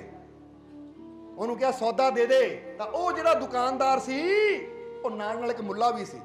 ਉਹ ਕਹਿੰਦਾ ਬੁੱਲਿਆ, ਓਏ ਬੁੱਲਿਆ, ਕਿਉਂਕਿ ਜਿੱਦਾਂ ਤੁਸੀਂ ਦੇਖਦੇ ਹੋ ਕਿ ਕੋਈ ਗੁਰੂ ਘਰ ਹੋਵੇ, ਕੋਈ ਮਸਜਿਦ ਹੋਵੇ, ਮੰਦਰ ਕਮੇਟੀ ਬਣੀ ਹੁੰਦੀ, ਉਹਦੇ ਮੈਂਬਰ ਹੁੰਦੇ ਆ। ਇਸੇ ਤਰ੍ਹਾਂ ਇੱਕ ਮੈਂਬਰ ਵੀ ਸੀ ਮਸਜਿਦ ਦਾ। ਉਹ ਕਹਿੰਦਾ ਬੁੱਲਿਆ, ਓਏ ਤੂੰ ਇਨਸਾਨ ਅੱਗੇ ਝੁਕ ਰਿਹਾ ਹੈ, ਉਹਦੇ ਅੱਗੇ ਝੁਕ ਰਿਹਾ ਹੈ, ਮੈਂ ਤਾਂ ਹੈਰਾਨ ਰਹਿ ਗਿਆ, ਤੂੰ ਕਿੱਦਾਂ ਝੁਕ ਰਿਹਾ ਹੈ। ਤਾਂ ਬੁੱਲੇ ਨੇ ਇੱਕੋ ਹੀ ਗੱਲ ਕਹੀ। ਬੁੱਲਾ ਸ਼ਾਹ ਕਹਿੰਦੇ ਮੁੱਲਾ ਜੀ, ਝੁਕਣ ਦੇ ਨਾਲ ਕੋਈ ਨੀਵਾਂ ਨਹੀਂ ਹੋ ਜਾਂਦਾ, ਬਲਕਿ ਜਦੋਂ ਕੋਈ ਕੀਮਤੀ ਚੀਜ਼ ਪਈ ਹੋਵੇ ਨਾ, ਤਾਂ ਉਹਨੂੰ ਉਠਾਉਣ ਵਾਸਤੇ ਝੁਕਣਾ ਹੀ ਪੈਂਦਾ ਹੈ। ਜਰਾ ਗੌਰ ਕਰਨਾ, ਉਹਨੂੰ ਉਠਾਉਣ ਵਾਸਤੇ ਝੁਕਣਾ ਹੀ ਪੈਂਦਾ ਹੈ। ਔਰ ਮੇਰੇ ਮੁਰਸ਼ਿਦ ਦੇ ਕਦਮਾਂ ਵਿੱਚ ਤਾਂ ਦੁਨੀਆ ਦੀਆਂ ਸਾਰੀਆਂ ਖੁਸ਼ੀਆਂ ਹੈ, ਸੰਸਾਰ ਦੇ ਸਾਰੇ ਸੁੱਖ ਹੈ। ਜੇ ਮੈਂ ਸੁੱਖ ਪ੍ਰਾਪਤ ਕਰਨੇ ਆ ਤਾਂ ਮੈਂ ਝੁੱਕ ਕੇ ਹੀ ਪ੍ਰਾਪਤ ਕਰ ਸਕਦਾ ਹਾਂ, ਕਿਉਂਕਿ ਕੀਮਤੀ ਚੀਜ਼ ਜਦੋਂ ਗਿਰ ਜਾਵੇ ਝੁੱਕ ਕੇ ਹੀ ਚੱਕੀ ਜਾਂਦੀ ਹੈ। ਹੁਣ ਤੁਹਾਡਾ 10 ਰੁਪਏ ਦਾ ਨੋਟ ਗਿਰ ਜਾਵੇ, 10 ਰੁਪਏ ਵੀ ਛੱਡੋ, 1 ਰੁਪਿਆ ਵੀ ਗਿਰ ਜਾਵੇ, ਤੁਸੀਂ ਝੁਕਦੇ ਹੋ ਕਿ ਨਹੀਂ? 1 ਰੁਪਏ ਨੂੰ ਵੀ ਝੁੱਕ ਕੇ ਚੱਕਦੇ ਹੋ, 10 ਰੁਪਏ ਦੇ ਸਿੱਕੇ ਨੂੰ ਝੁੱਕ ਕੇ ਚੱਕਦੇ ਹੋ, 10 ਰੁਪਏ ਦੇ ਨੋਟ ਨੂੰ ਝੁੱਕ ਕੇ ਚੱਕਦੇ ਹੋ, ਕਿਉਂਕਿ ਤੁਹਾਨੂੰ ਪਤਾ ਇਹਦੀ ਕੀਮਤ ਹੈ, ਇਹਦੀ ਕੀਮਤ 10 ਰੁਪਏ ਹੈ, ਉਹਨੂੰ ਝੁੱਕ ਕੇ ਚੱਕ ਸਕਦੇ ਆ। ਤਾਂ ਫਿਰ ਮੁਰਸ਼ਿਦ ਦੇ ਅੱਗੇ ਝੁਕਣ ਨਾਲ ਤੇ ਅਸੀਂ ਖੁਦਾ ਦੀਆਂ ਰਹਿਮਤਾਂ ਚੱਕ ਲੈਂਦੇ ਆ, ਉਹਦੇ ਘਰ ਦੀਆਂ ਬਖਸ਼ਿਸ਼ਾਂ ਚੱਕ ਲੈਂਦੇ ਆ, ਉਹਦੇ ਘਰ ਦੀ ਕਿਰਪਾ ਚੱਕ ਲੈਂਦੇ ਆ। ਸੋ ਬੁੱਲੇ ਸ਼ਾਹ ਨੇ ਕਿਹਾ ਮੁਰਸ਼ਿਦ ਦੇ ਅੱਗੇ ਝੁੱਕ ਕੇ ਹੀ ਉਹ ਕੀਮਤੀ ਰਹਿਮਤ, ਬਰਕਤ, ਬਖਸ਼ੀ ਚੱਕੀ ਜਾਂਦੀ ਹੈ। ਇਸ ਲਈ ਮੁਰਸ਼ਿਦ ਦੇ ਕਦਮਾਂ ਝੁਕਣਾ, ਬੁੱਲੇ ਸ਼ਾਹ ਕਹਿੰਦੇ ਗੁਨਾਹ ਨਹੀਂ ਹੈ। हर रात को नई सुबह का इंतजार करो। जरा गौर करना सारे जीव कि जे जीवन च तकलीफ होवे, दुख होवे, तो निराश ना होवो, क्योंकि हर रात तो बाद एक सवेर भी जरूर आंदी है। बोलो समझदे हो कि नहीं? अपने बुल्ले शाह कहते अपने मुर्शद पे भरोसा वे एतवार करो, अपने मुर्शद पे भरोसा वे एतवार करो, हर रात को नई सुबह का इंतजार करो। अगर मुर्शद के कदमों में झुकना गुनाह है तो ये गुनाह एक बार नहीं 100 बार करो। कहते जे मुर्शद के कदम में झुकना गुनाह है तो फिर गुनाह एक बार की करना, 100 बार करने को तैयार हाँ, क्योंकि ਇਹਦਾ ਝੁਕਣ ਵਾਲੇ ਨੂੰ ਪਤਾ ਹੁੰਦਾ ਮੈਨੂੰ ਮਿਲ ਕੀ ਰਿਹਾ ਹੈ। ਇਹ ਤਾਂ ਝੁਕਣ ਵਾਲੇ ਨੂੰ ਪਤਾ ਹੁੰਦਾ ਹੈ ਕਿ ਉੱਥੇ ਸਿਰ ਝੁਕਾ ਕੇ ਮੈਨੂੰ ਹਾਸਲ ਕੀ ਹੋ ਰਿਹਾ ਹੈ। ਇਸੇ ਲਈ ਦੱਸਿਆ ਹੈ ਕਿ ਜਿਨ੍ਹਾਂ ਨੇ ਦਿਲੋਂ ਇਸ਼ਕ ਦੀਆਂ ਤਾਰਾਂ ਜੋੜੀਆਂ, ਆਪਣੀ ਮੈਂ ਨੂੰ ਮੁਕਾ ਦਿੰਦੇ ਐ, ਉਹੀ ਝੁਕਣਾ ਜਾਣਦੇ, ਕਿਉਂਕਿ ਝੁਕਣ ਦੀ ਕਲਾ ਵੀ ਉਹੀ ਸਿੱਖ ਸਕਦੇ ਜਿਨ੍ਹਾਂ ਨੇ ਆਪਣੇ ਹੰਕਾਰ ਨੂੰ ਕਾਬੂ ਕੀਤਾ ਹੋਵੇ। ਨਹੀਂ ਤਾਂ ਬੰਦੇ ਦਾ ਹੰਕਾਰ ਕਹਿੰਦਾ ਮੈਂ ਕਿਉਂ ਕਿਸੇ ਅੱਗੇ ਝੁਕਾਂ, ਮੈਂ ਕਿਉਂ ਸਿਰ ਝੁਕਾਵਾਂ। ਹੁਣ ਜਿਹੜੇ ਨਹੀਂ ਝੁਕਦੇ ਉਹ ਫਿਰ ਉਹ ਕੀਮਤੀ ਦਾਤਾਂ ਤੋਂ, ਉਹ ਕੀਮਤੀ ਗਿਆਨ ਤੋਂ, ਉਹ ਰੱਬ ਦੀਆਂ ਰਹਿਮਤਾਂ ਤੋਂ ਖਾਲੀ ਰਹਿ ਜਾਂਦੇ ਹੈ। ਇਹ ਗੱਲ ਯਾਦ ਰੱਖਣਾ ਹਮੇਸ਼ਾ ਸਾਰੇ ਜੀ। ਇੱਥੇ ਝੁਕਣ ਦੀ ਗੱਲ ਚਲੀ ਹੈ ਤਾਂ ਬਾਬਾ ਫਰੀਦ ਦੀ ਔਰ ਹਜ਼ਰਤ ਕੁਤਬੁਦੀਨ ਦੀ ਗੱਲ ਵੀ ਦੱਸਣੀ ਚਾਹਾਂਗੇ, ਜੋ ਬਾਬਾ ਫਰੀਦ ਦੇ ਗੁਰੂ ਸੀ। ਕਿ ਜਦੋਂ ਬਾਬਾ ਫਰੀਦ ਆਪਣੇ ਮੁਰਸ਼ਿਦ ਕੁਤਬੁਦੀਨ ਦੇ ਕੋਲ ਗਏ ਸ਼ਬਦ ਦੀ ਦਾਤ ਲਈ, ਉਹ ਗਿਆਨ ਲਿਆ, ਤਾਂ ਉਸ ਵੇਲੇ ਕੁਤਬੁਦੀਨ ਬੈਠੇ ਸੀ, ਬਾਬਾ ਫਰੀਦ ਸਾਹਮਣੇ ਸੀ। ਤਾਂ ਬਾਬਾ ਫਰੀਦ ਨੇ ਮੁਰਸ਼ਿਦ ਦਾ ਹੱਥ ਫੜਿਆ ਔਰ ਹੱਥ ਦਾ ਬੋਸਾ ਲਿਆ। ਬੋਸਾ ਯਾਨੀ ਚੁੰਮਿਆ, ਜਿੱਦਾਂ ਕਿ ਰੀਤੀ ਰਿਵਾਜ ਹੁੰਦੇ ਹੈ। बोसा लैण दे। तो उसले मुर्शद की जुबान तो की निकलिया, जरा गौर करना। कहंदे फरीद जे होर झुक जांदा तो रब दे घर होर उच्ची मंजिल हो जानी सी तेरी। जरा गौर करना, क्योंकि हथ नूं चुम्मिया मुर्शद दा बैठे सी, हथ नूं चुम्मिया। कहंदे जे होर झुक जांदा रब दे घर च होर मंजिल उच्ची हो जानी सी। फिर बाबा फरीद ने जदों सुनिया, हथ नूं छड्ड के गोडियां नूं चुम्मिया, मुर्शद दे गोडियां नूं चुम्मिया। तो फिर उसले उन्होंने वचन कीते कुतुबुद्दीन ने, फरीद जे होर झुक जांदा तो दर्जा होर उच्चा हो जाना सी। फिर बाबा फरीद ने कदमां नूं चुम्मिया। जदों कदमां नूं चुम्मिया तो मुर्शद ने खुश होकर कहा कि फरीद जे होर झुक जांदा तो तेरा दर्जा होर उच्चा हो जाना सी। हुण तां बाबा फरीद ने पैर उठाया, तलियां चुम लईयां, क्योंकि इस तो थल्ले दा होर कुछ है ही नहीं सी। जदों तलियां नूं चुम्मिया तो कुतुबुद्दीन ने उठ के गल नाल ला लिया। कहंदे जा फरीद अज तेरा दर्जा बुलंद हो गया, लोकी साडे नालों भी ज्यादा तैनूं मनणगे। इसलिए कुतुबुद्दीन नूं घट लोग जानदे आ, पर बाबा फरीद नूं सारे जानते हैं, क्योंकि कुतुबुद्दीन ने बाबा फरीद की यह निमरता, यह प्यार, यह झुकाव देख के अपने तो भी उच्चा रुतबा उन्होंने बख्श दिता। जिद्दां बुल्ले शाह नूं दुनिया जानती है, तो बुल्ले शाह के गुरु नूं तां बुल्ले शाह के नाम के नाल ही जानिया जाता है, क्योंकि जब भी बुल्ले की गल आती है फिर ही शाह इनायत की गल आती है। इसी तरह जो बाबा फरीद की गल आती है कि बाबा फरीद के गुरु कौन सी, तो फिर आंदा कुतुबुद्दीन, हजरत कुतुबुद्दीन। जरा गौर करना सारे। फिर गल आती है, हुण ये समझण दी गल है कि जदों इंसान जिद्दां बुल्ले शाह ने कहा कीमती चीज नूं उठाना होवे तो सिर झुकाना ही पैंदा है, ये निमरता है। और वही गल कबीर साहब कह रहे हैं कि जे रब दे घर तक पहुंचना है तो यह प्यारिया मन नूं कंट्रोल कर लै, पकड़ लै गोद विच। जिद्दां बच्चे नूं फड़ लैंदा ना बंदा, कोई कहे तुहानूं तुहाडा बच्चा बड़ा दौड़ भज करदा है, इहनूं संभालो, तुसीं इहनूं फड़ लैंदे गोद च, लै हुण दस के नੱਠ के दिखा कित्थे नੱਠदा है। चक लैंदे कि नहीं माँ बाप गोद च। कई बार मेले च देखो बच्चा इधर दौड़दा, बच्चा उधर दौड़दा, तो फिर बंदा कहंदा नूं भरावा गोद च फड़ लो, किते इधर उधर गुआच ही ना जावे, भटके ही ना जावे, सानू दुख च ही ना पावे बाद चों। इसी तरह कहते मन नूं भी गोद च उठा लो, इधर उधर भटके ना, इनू कंट्रोल कर लो। और हुण ऊंट रूपी हंकार नूं लपेट लो, पिछे चक लो, ताकि हंकार भी तुहाडे अगे ना होवे, तुहाडे पिछे होवे, कि ये तुहानू कंट्रोल ना करे। नहीं तो अज बंदा कई इदां दे काम करदा जिहदे च ओहदा हंकार हुंदा है। इसलिए हंकार तो ऐसी बचना है, क्योंकि जे उस ससुराल यानी ओ परमात्मा नू पाना है, अपने मालिक नू पाना है, तो फिर सानू कबीर साहब दी रमज नू समझना पएगा, पहेली नू समझना पएगा कि असी इस चीज नू समझ के ही अपनी मंजिल, अपने मालिक, अपने परमात्मा तक पहुंच सकते हैं। हुण आ जाइए श्री गुरु रविदास जी दे नाम ते, कि नाम ही देखो रवि, रवि का मतलब प्रकाश। और जिस तरह असी दसिया कि सूरज का प्रकाश तो सिर्फ साडे बाहर नू रोशन करता है, सानू दुनिया की मंजिल दिखाता है, पर जो गुरु सानू प्रकाश दिंदे है ना, गुरु साडे अंदरले अंधकार नू दूर करके सानू अंदर दी ओ मंजिल दिखाते हैं, जेड़ी मंजिल साडी आत्मा का असली घर है, यानी वो परमात्मा रूपी मंजिल।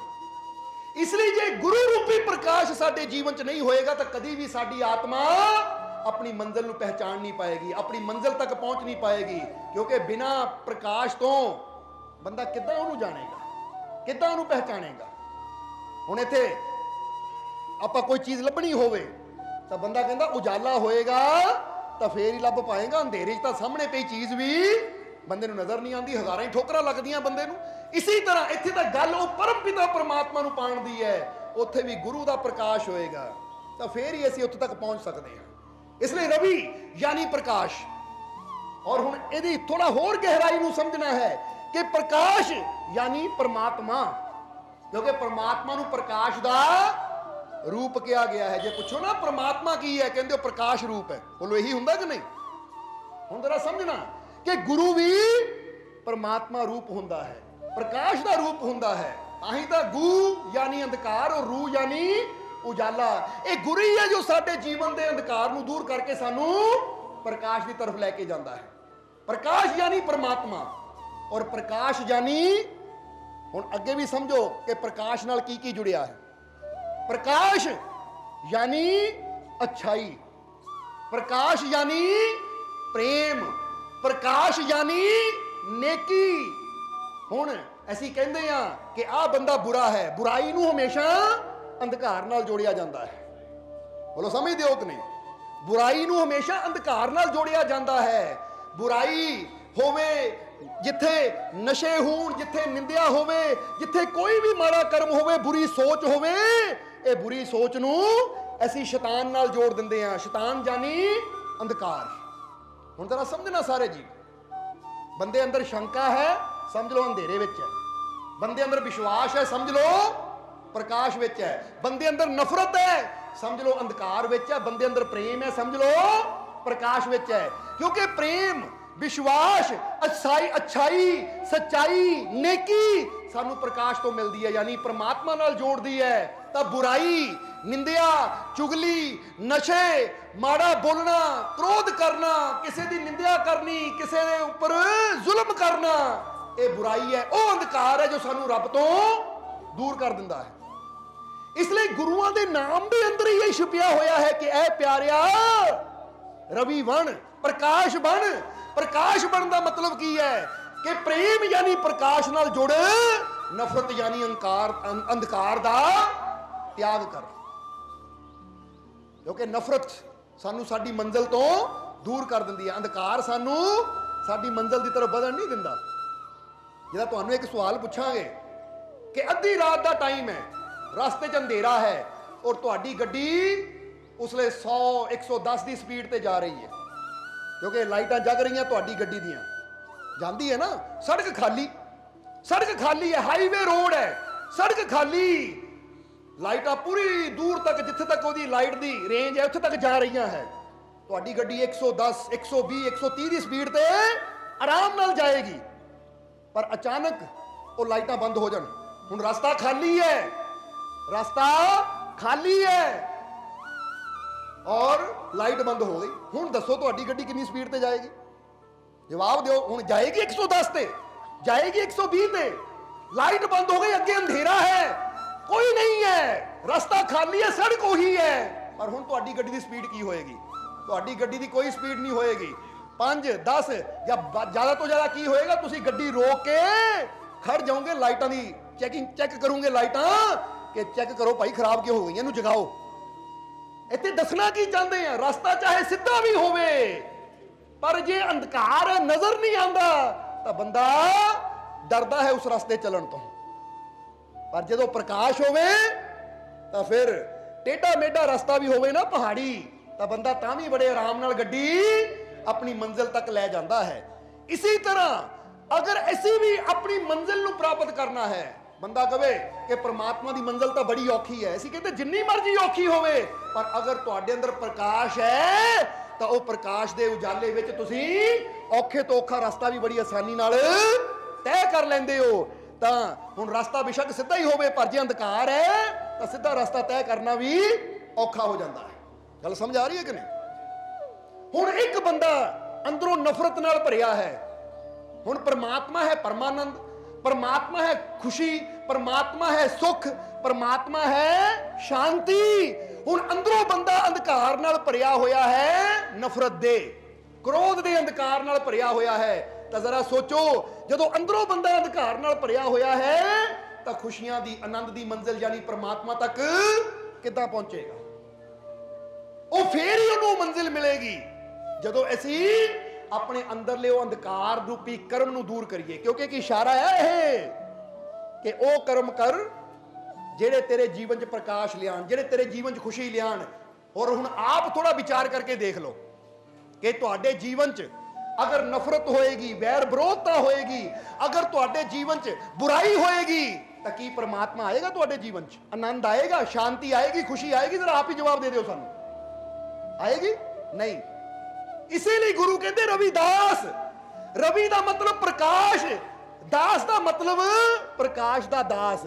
ਕਿਉਂਕਿ ਉਹ ਕਹਿੰਦੇ ਐ ਪਿਆਰਿਆ, ਅੱਜ ਤੂੰ ਅੰਧੇਰੇ ਦਾ ਦਾਸ ਬਣਿਆ ਫਿਰਦਾ ਹੈ, ਬੁਰਾਈਆਂ ਦਾ ਦਾਸ ਬਣਿਆ ਫਿਰਦਾ ਹੈ, ਮਾੜੇ ਕਰਮਾਂ ਦਾ ਦਾਸ ਬਣਿਆ ਫਿਰਦਾ ਹੈ, ਨਸ਼ਿਆਂ ਦਾ ਦਾਸ ਬਣਿਆ ਫਿਰਦਾ ਹੈ। ਕਿਉਂਕਿ ਬਣ ਜਾਂਦੇ ਕਿ ਨਹੀਂ ਨੌਜਵਾਨ ਨਸ਼ਿਆਂ ਦੇ ਦਾਸ? ਮੈਂ ਨਸ਼ੇ ਤੋਂ ਬਿਨਾਂ ਨਹੀਂ ਰਹਿ ਸਕਦਾ, ਮੈਂ ਚਿੱਟੇ ਤੋਂ ਬਿਨਾਂ ਨਹੀਂ ਰਹਿ ਸਕਦਾ, ਮੈਂ ਭੰਗ ਤੋਂ ਬਿਨਾਂ, ਸ਼ਰਾਬ ਤੋਂ ਬਿਨਾਂ ਨਹੀਂ ਮੈਂ ਰਹਿ ਸਕਦਾ। ਕਾਹਦੇ ਦਾਸ ਬਣ ਗਏ? ਨਸ਼ੇ ਦੇ ਦਾਸ। ਬੰਦਾ ਕਹਿੰਦਾ ਮੇਰੇ ਤੋਂ ਗੱਲ ਗੱਲ ਤੇ ਗਾਲ ਨਿਕਲ ਜਾਂਦੀ ਹੈ, ਕਾਹਦੇ ਦਾਸ ਬਣ ਗਏ? ਬੁਰਾ ਬੋਲਣ ਦੇ ਦਾਸ। ਮੇਰੇ ਤੋਂ ਗੱਲ ਗੱਲ ਤੇ ਝੂਠ ਬੋਲ ਹੋ ਜਾਂਦਾ ਹੈ, ਕਾਹਦੇ ਦਾਸ ਬਣ ਗਏ? ਝੂਠ ਬੋਲਣ ਦੇ ਦਾਸ। ਮੈਂ ਦੂਜਿਆਂ ਦੀ ਗੱਲ ਗੱਲ ਤੇ ਨਿੰਦਿਆ ਕਰਦਾ ਆ, ਕਾਹਦੇ ਦਾਸ ਬਣ ਗਏ? ਨਿੰਦਿਆ ਦੇ ਦਾਸ। ਹੁਣ ਜਦ ਤੱਕ ਬੁਰਾਈਆਂ ਦੇ ਦਾਸ ਬਣੇ ਰਵਾਂਗੇ ਉਦੋਂ ਤੱਕ ਅਸੀਂ ਗੁਰੂ ਦੇ ਪ੍ਰਕਾਸ਼ ਦੇ ਦਾਸ ਕਿੱਥੋਂ ਬਣਾਂਗੇ? ਇਸ ਲਈ ਗੁਰੂ ਰਵਿਦਾਸ यानी प्रकाश, अच्छाई, सच्चाई, प्रेम दे दास, यानी परमात्मा दे दास।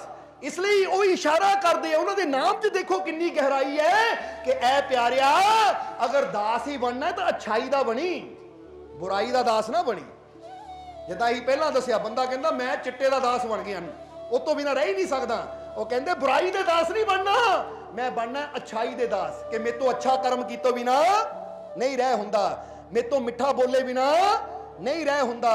जिदा एक फकीर की गल दसी दे, एक फकीर जा रहे सी, किसी ने गुस्से च उन्होंने पत्थर मारिया, फकीर हस के कहते रब तेरा भला करे। वो आदमी ने कहा महाराज उन्हें पत्थर मारिया, तुसी कहते रब भला करे। वो कहते की करा भाई, मैं भलाई दा दास हाँ, मेरी जुबान तो निकलदा ही भला है। हुण जरा सोचो कि साडा मन भी किहड़ा दास बनिया होया है? बुराई दा, नशियां दा, माड़े कर्मां दा, या प्रकाश यानी परमात्मा दा? प्रेम यानी परमात्मा दा, क्योंकि जिन प्रेम कियो तिन ही प्रभु पायो। सो गुरुआं दे नाम नूं ही अगर असीं समझ लईए तो साडी पूरी जिंदगी बदल सकदी है। क्योंकि उन्होंने कहा रविदास यानी प्रकाश दा दास, प्रकाश यानी परमात्मा दा दास, क्योंकि असली प्रकाश तां वो परमात्मा ही है। हुण ओहदे दास, हुण तुसीं किहदे दास बनना है? क्रोध दे दास बनना है तो फिर गुरु नाल नाता नहीं जुड़ेगा। नशियां दे दास बनना है तो फिर गुरु नाल नाता नहीं जुड़ेगा। जे ऐसी बुराई दे दास बनना है, क्रोध दे दास बनना है, बुरा बोलण दे दास बनना है तो फिर साडा नाता गुरुआं नाल नहीं जुड़ेगा। अगर ऐसी सच्चाई दे दास बनांगे, प्रेम दे दास बनांगे, अच्छाई दे दास बनांगे, नेकी दे दास बनांगे तो फिर असीं गुरु दे दास बनांगे। इसलिए अपने अंदर आप ही रास्ता चुन लो कि तुसीं बुरा करके अंधकार दे दास बनना है या अच्छा करके रवि दे दास बनना है, यानी प्रकाश दे दास बनना है। फिर ही तुहाडे जीवन च बदलाव आएगा। अगर इन्नी गहराई नूं असीं समझ लईए कि गुरुआं दे नाम च ही बड़ी शिक्षा है, क्योंकि गुरुआं दा नाम ही सानू ये शिक्षा दे रहा है कि भाई चुन ले, जे बेगमपुरे तक पहुंचना है। आ बेगमपुरे की गल नहीं करते, इत्थे पहुंच गए तुसीं। बंदा कहे असीं तां पहुंच गए बेगमपुरे, कि ये बेगमपुरा है जो इत्थे है, पर एक वो बेगमपुरा है जिहदी गल गुरुआं ने की, श्री गुरु रविदास जी ने की कि बेगमपुरा दस दो की क्या शहर का, वो कहते ओ शहर का नाम है बेगमपुरा। हुण जे इस बेगमपुरे तो उस बेगमपुरे तक पहुंचना है तो रास्ता बनाना ही पड़ेगा, ये तार जोड़नी पड़ेगी। और ये तार किद्दां जुड़ेगी? ये तार उदों ही जुड़ेगी जदों असीं रविदास बनांगे। रविदास का मतलब प्रकाश दे दास, अच्छाई दे दास, सच्चाई दे दास, प्रेम दे दास बनांगे। जदों प्रेम दे पिछे चलांगे, दास का मतलब है पिछे पिछे चलण वाला, ये भी दस दईए असीं। बंदा कहता ना मेरा दास है, मेरे मगर मगर आ रहा है। हुण ऐसी क्यों कह रहे हैं बुराई दे दास ना बनो? क्योंकि तुसी बुराई दे मगर जा रहे हो तो समझ लो बुराई दे दास बन गए तुसी। जदों नशियां पिछे जा रहे हो तो समझो नशियां दे दास बन गए। जदों पाप कर्म दे पिछे जा रहे हो तो तुसी बुराई पाप कर्म दे दास बन गए। तो जदों तुसी सच्चाई दे मगर जा रहे हो तो तुसी सच दे दास हो गए। जदों प्रेम दे पिछे जा रहे हो कि मैं तो सब नाल प्रेम करना है, प्रेम दे दास हो गए। मैं तो सब नाल अच्छा करना है, अच्छाई दे दास हो गए। इसलिए हुण अपने आप नूं आप ही अंदरों चेक कर लो, तुसीं दास किहदे हो? सोच के देखो अपने अंदर। हुण एक गल होर भी कह दईए, हुण कहना जी फर्ज करो, कहना ठीक है आदमी तो नशियां दे दास बने, औरत कहेगी मैं तो नशियां दी दास है नहीं। तो हुण इत्थे वो भी गल कर लईए कि कई नशियां दे दास हुंदे है, कई बुराइयां दे दास हुंदे ते कई चिंतावां दे दास भी हुंदे है। ਐਵੇਂ बैठे बैठे खावा खा चिंता करी जानी, ਐਵੇਂ खावा खा टेंशन ਲਈ जानी, ਉਹ ਕੀ ਬਣੇਗਾ, ਕਿੱਦਾਂ ਬਣੇਗਾ, ਕੀ ਹੋਏਗਾ, ਕਿੱਦਾਂ ਹੋਏਗਾ। ਤੇ ਇੱਥੇ ਵੀ ਤੁਹਾਨੂੰ ਕਵਾਂਗੇ चिंतावां दे पिछे ना जाओ, चिंतावां दे दास ना बनो। अपने गुरु ते विश्वास रखो, विश्वास दे दास बनो कि मैनू गुरु ते विश्वास है, क्योंकि जब मेरा सतगुर मेरे नाल है तो मैनू चिंता कादी, मैनू फिक्र कादी। मेरी संभाल करने वाला, मेरी रक्षा करने वाला, मेरे आने वाले समय नू खुशियां ना भरने वाला मेरा सतगुर मेरे नाल है, तो मैं चिंता क्यों करा, मैं फिक्र क्यों करा। इनू कहंदे विश्वास दे दास। क्योंकि दसीदा है ना कि जिन्हें फिक्र थी कल की वो जागे और रोए। जिन्होंने कल की फिक्र होंगी है, जो चिंतावां दे दास होंगे है, वो सारी रात जागते भी है और रोंदे भी है। हाय की बनेगा, सवेर नूं की होएगा, वो ये चिंतावां जी रो रो के सारी रात कट देंदे है। जिन्हें फिक्र थी कल की वो जागे और रोए, और जिन्हें भरोसा था अपने मालिक पर वो आराम से सोए। और जिन्होंने भरोसा होता अपने मालिक ते, वो ना रोंदे है ना जागदे है चिंता दे च, वो तो आराम नाल सो जाते हैं। क्योंकि जे बंदा पूछे तू आराम ना सुता, कल नूं तेरा आ काम है, भाई होएगा, अपने मालिक दे भरोसे ते सो रहा हाँ, क्योंकि जेड़ा मालिक मेरे नाल है, जेड़ा मालिक मैनू जन्म देण वाला है, मैनू उत्ते भरोसा है, जेड़ा कल आएगा मेरे वास्ते अच्छा ही आएगा। फिर मैं चिंता क्यों करा, फिर मैं फिक्र क्यों करा। बोलो समझदे हो कि नहीं? जिदा कहा जाता है, एक छोटी जी कहानी इदा समझ लो मिसाल के तौर पर, कि एक मां अपने बच्चे दे नाल, छोटे बच्चे नाल, अपने पति दे नाल सफर कर रही, यानी माता पिता और छोटा बच्चा है। यात्रा करते करते, बच्चा छोटा हाले 6 महीने का है, हुण यात्रा करते करते लंबा सफर थी, पैदल यात्रा सी, कि उन्होंने खाना पीना मुक गया, खाना पीना खत्म हो गया। तो सारी रात पति पत्नी सोच रहे सवेर नूं की खावांगे, सवेर नूं की खावांगे, सवेर नूं कित्थों पेट भरांगे, सफर भी लंबा, पेट किद्दां भरेगा। हुण वो सारी रात चिंता कर रहे हैं। पर असीं तुहानूं सवाल करांगे, बच्चे नूं कोई चिंता है? मां बाप नूं बेशक खाण नूं मिले ना मिले, बच्चा आराम नाल गोदी च सुत्ता है, क्योंकि उन्होंने पता है मैनू तो दुध मिल ही जाना है, इसलिए आराम नाल सोंदा, बच्चा नहीं रोंदा, बच्चा नहीं चिंता करता। इसी तरह ऐसी एक छोटी जी मिसाल दी कि बच्चे नूं भरोसा है कि मेरे माता पिता है तो मैनू काहदी फिक्र, वो आप ही उन्होंने आप नूं खाण नूं मिले ना मिले, मेरा इंतजाम तो उन्होंने कर ही देना। बोलो इदां हुंदी है कि नहीं? जे घर च रोटी थोड़ी होवे, मां बाप पहला बच्चे नूं खिलांदे है, वो कहंदे आप भुखे रह लावांगे, बच्चों नूं भुखे नहीं रहन देना।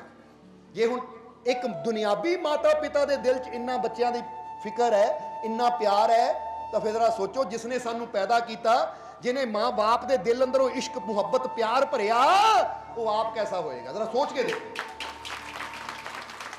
ये ऐसी भी भरोसा रखिए, ताही तो कहते हैं कि जिसके सिर ऊपर तू स्वामी, ये ऐसी भी भरोसा रखिए कि साडा स्वामी साडे नाल है, हर कदम ते साडे सिर ते ओदा हाथ है। तो फिर कल दी फिक्र की करनी, जदों दिन आएगा तो कल दा इंतजाम भी वो करेगा। मैं क्यों चिंता करा? हाँ, मेहनत करनी मेरा फर्ज है, कर्म करना मेरा फर्ज है, मैं कर्म करना, चिंता नहीं करनी, क्योंकि चिंता तो तां करा जे वो मेरे नाल ना होवे।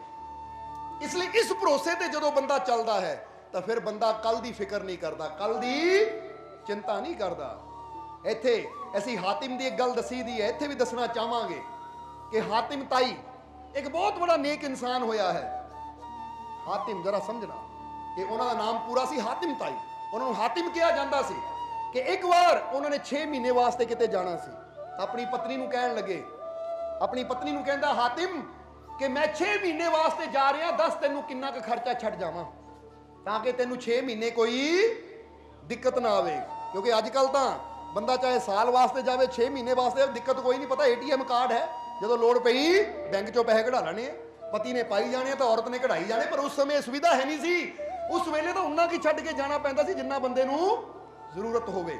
हातिम ने कहा किन्ने पैसे चाहिए तेनू ताकि 6 महीने तेनू कोई तंगी ना आवे। तो उसकी पत्नी ने पता की किया, जरा गौर करना इस गल ते। उसकी पत्नी ने हातिम नू कहा कि मैनू सिर्फ 1 रुपया दे जो। उस वेले 1 रुपए च एक दिन का भोजन हुंदा सी, यानी शाम का भोजन आराम ना हो जाता सी, क्योंकि हातिम के नौकर भी सी, सारे सी। तो हातिम ने कहा 6 महीने वास्ते मैं जा रहा, कोई एक दिन वास्ते नहीं जा रहे, कल सवेरे आ जाना है, और तू कह रही 1 रुपया दे जो, 1 रुपये ना सर जाएगा। तो उसने हंस के कहा कि ऐस हातिम 1 रुपया भी अज वास्ते मंग रही है, क्योंकि हुण भोजन का टाइम हो गया है, ਉਹਦੇ वास्ते मंग रही हैं। वो कहते कल, तो उन्हें कहा जेड़ा कल मेरे ते लैके आएगा मेरा मालिक, वो मैनू कल नू खाण दी भी जरूरत भी पूरी कर देगा, क्योंकि तुसी अज हो कल नू ना रहे तां भी जरूरतां तो उही पूरियां करदा आया, तो उन्हें ही करनियां है। ਇਹਦਾ ਬੰਦਾ ਪਤਾ ਕੀ ਸੋਚਦਾ, ਮੈਂ ਨਾ ਰਿਹਾ ਤਾਂ ਮੇਰੇ ਪਰਿਵਾਰ ਦਾ ਕੀ ਬਣੇਗਾ। ਇਸੇ ਚਿੰਤਾ 'ਚ ਬੰਦਾ ਮਰ ਜਾਂਦਾ ਹੈ। ਉਹ ਮੇਰੀ ਔਲਾਦ ਦਾ ਕੀ ਬਣੇਗਾ, ਮੈਂ ਨਾ ਰਿਹਾ। ਤਾਂ ਕੋਈ ਸੋਚ ਕੇ ਦੇਖੇ, ਦੁਨੀਆ ਤੇ ਉਹ ਵੀ ਪਲ ਜਾਂਦੇ ਆ ਜਿਨ੍ਹਾਂ ਦੇ ਮਾਤਾ ਪਿਤਾ ਨਹੀਂ ਹੁੰਦੇ, ਅਨਾਥ ਹੁੰਦੇ ਐ, ਰੋਟੀ ਤਾਂ ਉਹਨਾਂ ਨੂੰ ਵੀ ਮਿਲ ਜਾਂਦੀ ਹੈ। ਕਿਉਂਕਿ ਇੱਕ ਗੱਲ ਹਮੇਸ਼ਾ ਯਾਦ ਰੱਖੋ, ਜਿਹੜਾ ਬੰਦਾ ਕਹਿੰਦਾ ਨਾ ਮੈਂ ਅਨਾਥ, ਉਹੀ ਦਰ ਭੁੱਖਾ ਮੰਗਦਾ ਫਿਰਦਾ ਹੈ। ਤਾਂ ਜਿਹੜਾ ਕਹਿੰਦਾ ਹੈ ਮੇਰੇ ਸਿਰ ਤੇ ਬੈਠਾ ਮੇਰਾ ਨਾਥ, ਨਾਥ ਯਾਨੀ ਮਾਲਿਕ, ਉਹ ਫਿਰ ਕਦੀ ਦਰ ਤੇ ਠੋਕਰਾਂ ਨਹੀਂ ਖਾਂਦਾ। ਉਹ ਕਹਿੰਦਾ ਮੈਂ ਕੱਲ ਦੀ ਚਿੰਤਾ ਕਿਉਂ ਕਰਾਂ, ਤੂੰ ਕਾਹੇ ਡੋਲੇ ਪ੍ਰਾਣੀਆਂ ਤੁਧ ਰਾਖੇਗਾ ਸਿਰਜਣਹਾਰ, ਜਿਨ ਪੈਦਾਇਸ਼ ਤੂੰ ਕੀਆ ਸੋਈ ਦੇ ਆਧਾਰ।